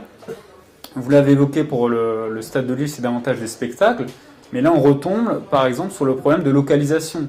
Alors pas du stade en soi, mais du problème de la localisation du stade dans la ville. Lille est à la fois bien et mal située, notamment pour les stars internationales. Vous ne faites pas 3 concerts dans le même espace, dans la même région, si vous appelez Rihanna, par exemple, qui est passée. Bon, on a eu la chance de la voir, mais une star internationale, qu'est-ce qu'elle va faire? Elle va passer par Londres, par Paris, peut-être par Bruxelles, peut-être par la côte si elle veut un peu voir les paparazzis et se faire bronzer, mais elle ne va pas forcément ajouter une date supplémentaire à Lille. Donc là, se pose pas le problème de l'équipement en lui-même, mais de la localisation de la ville et sur un parcours finalement d'artistes, par exemple, ou d'événements, se posera le problème de la concurrence entre non pas l'équipement, mais de la ville et ce qu'elle peut attirer et générer comme revenu. Donc là, les spectacles vont davantage, par exemple, se tourner vers Londres ou vers Paris ou vers Bruxelles, ou Amsterdam par exemple, pour parler de l'exemple lillois. Donc je pense qu'actuellement on n'est pas confronté à ce problème et que les stades en France ont vocation à rester sportifs, mais qu'effectivement, avec la multiplication de ces nouveaux stades, peut se poser la question de comment diversifier, voilà, comment mettre plusieurs billes dans différentes affaires, et que le sportif là ne sera qu'une part des activités qui prendront part dans les stades. Pour justement ne pas faire que l'équipement ne soit utilisé qu'une vingtaine de soirs par an.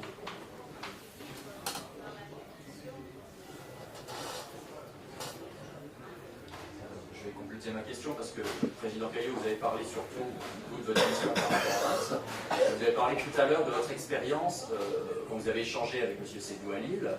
Quand on voit aujourd'hui ce qui se passe aussi à Lyon, qui se profile avec une gestion club propriétaire, si à Reims, on vous avait proposé de gérer complètement l'équipement, une concession, enfin, peu importe la forme, mais c'est-à-dire qu'en plus d'avoir la possibilité donc, d'organiser les matchs, de faire ce qui pourrait se faire dans quelques années, par exemple dans l'aréna que certains projettent sur Reims, ce qui se fait au Capitole, et en fin de compte, on ne parle pas forcément de Rihanna ou de Star International, mais quand un Johnny fait une tournée des stades, ou quand on a, voilà, ça peut rapporter quand même quelque chose de complémentaire qui peut vous intéresser pour sécuriser votre affaire.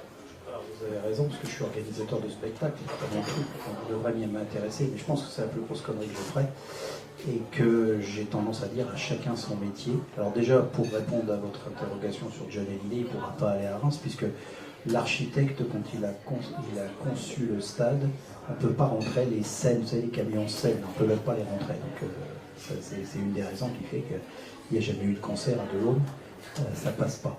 Mais ouais, donc c'est un autre métier, et sincèrement, le métier du foot est déjà suffisamment compliqué à mes yeux, sans qu'on se mette sur le dos cette chose-là. Encore une fois, il est beaucoup plus sécurisant pour nous d'être uniquement locataire des lieux, les soirs de rencontre. En plus, on va trouver un loyer honnête pour les deux parties, donc voilà, c'est pas, même si, je vous le disais, on organise des séminaires. Il est pareil parce qu'on a une convention avec la ville pour utiliser les lieux. Et on a un certain nombre de séminaires qui sont dans cette convention, ce qui fait des recettes additionnelles pour nous. Voilà. Après, Michel Sédou, lui, c'est son métier. Il fait des films, il fait du showbiz. On pourra peut-être trouver des solutions là-bas.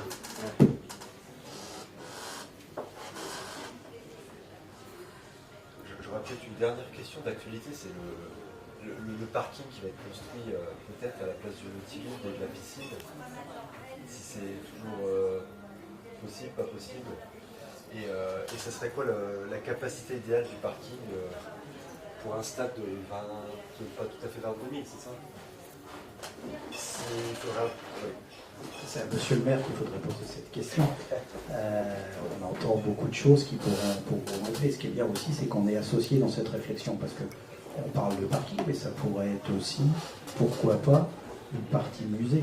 Le Stade de Reims, avec notre histoire, quand je vois ce qui a été mis à Saint-Étienne en place, quand ceux qui sont allés à l'étranger, quand vous allez au Real de Madrid, que vous visitez leur musée, donc, pourquoi pas imaginer ça? Après, le parking, je vais vous faire une réponse qui ne va pas vous étonner. Plus il sera grand, mieux ce sera. Sauf que plus il sera grand, plus il coûtera cher à investir, et plus on se posera la question de la responsabilité par rapport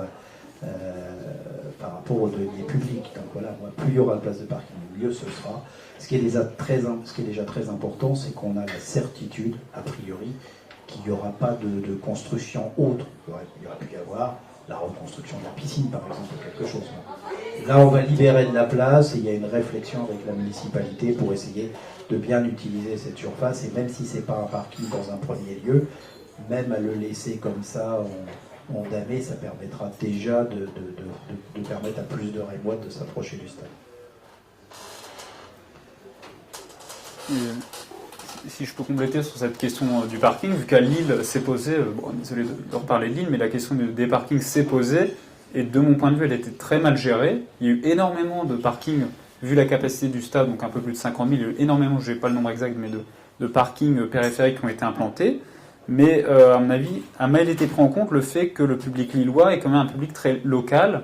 Les gens, on avait du mal à remplir des fois le Stadium Nord. Il y a quand même un bassin de supporters qui est assez peu élevés, d'ailleurs les chiffres actuels du Grand Stade le montrent, et qui viennent généralement de l'agglomération lilloise, qui est assez bien pourvue en transport en commun. Et donc la ville de Lille est reliée directement au stade par métro, qui est assez efficace. Donc les gens viennent majoritairement en métro. Et le deuxième problème qui s'est posé avec ces parkings, c'est que le coût d'accès à ce parking a, encore une fois de mon point de vue, été surévalué. C'est-à-dire que je crois que c'était de l'ordre de 10 €, des choses comme ça. Donc peu de gens venaient au parking et c'était du stationnement sauvage. Il y avait notamment sur la faculté à côté, mais si vous vous baladez aux apports du stade, vous constatez que les gens n'utilisaient pas ces parkings. Donc au-delà de la volonté qui est à mon avis louable et nécessaire de construire un parking, il faut réfléchir essentiellement au prix qu'on fixe et à l'accès donc ce parking, si on fait un combo place de parking place au stade. Donc ça c'est une question qui pour moi est à la limite plus importante que la capacité du parking, enfin même si elle est importante, mais le coût est essentiel dans la gestion du stade. Parce que là, je vous dis, on a des parkings qui sont quasiment vides pour le grand stade. Et le coût a été réévalué d'une année sur l'autre à son lancement de l'année dernière sur cette année. Pour le coup, justement, si on faisait un parking, ou si on fait un grand parking, si on investit beaucoup près du stade, à part les soirs de match, je vois pas de quelle occasion il va servir. Donc il y a vraiment une réflexion à avoir par rapport à la collectivité.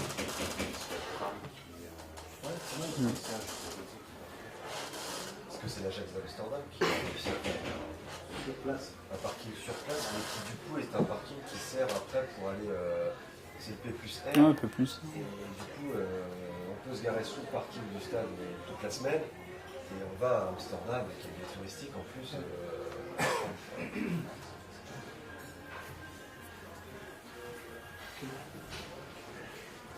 Je vous remercie à tous d'être venus, très nombreux, à ce Café Géo. Non mais c'est bien, vous avez pu voir que la géographie a pas mal de domaines de prédilection et puis vous voyez que, je vous remercie, vous êtes quelques acteurs locaux à prendre en considération nos demandes, le CIVC, la CCI, Reims Métropole, voilà, je vous en remercie aussi pour ça, c'est très gentil à vous.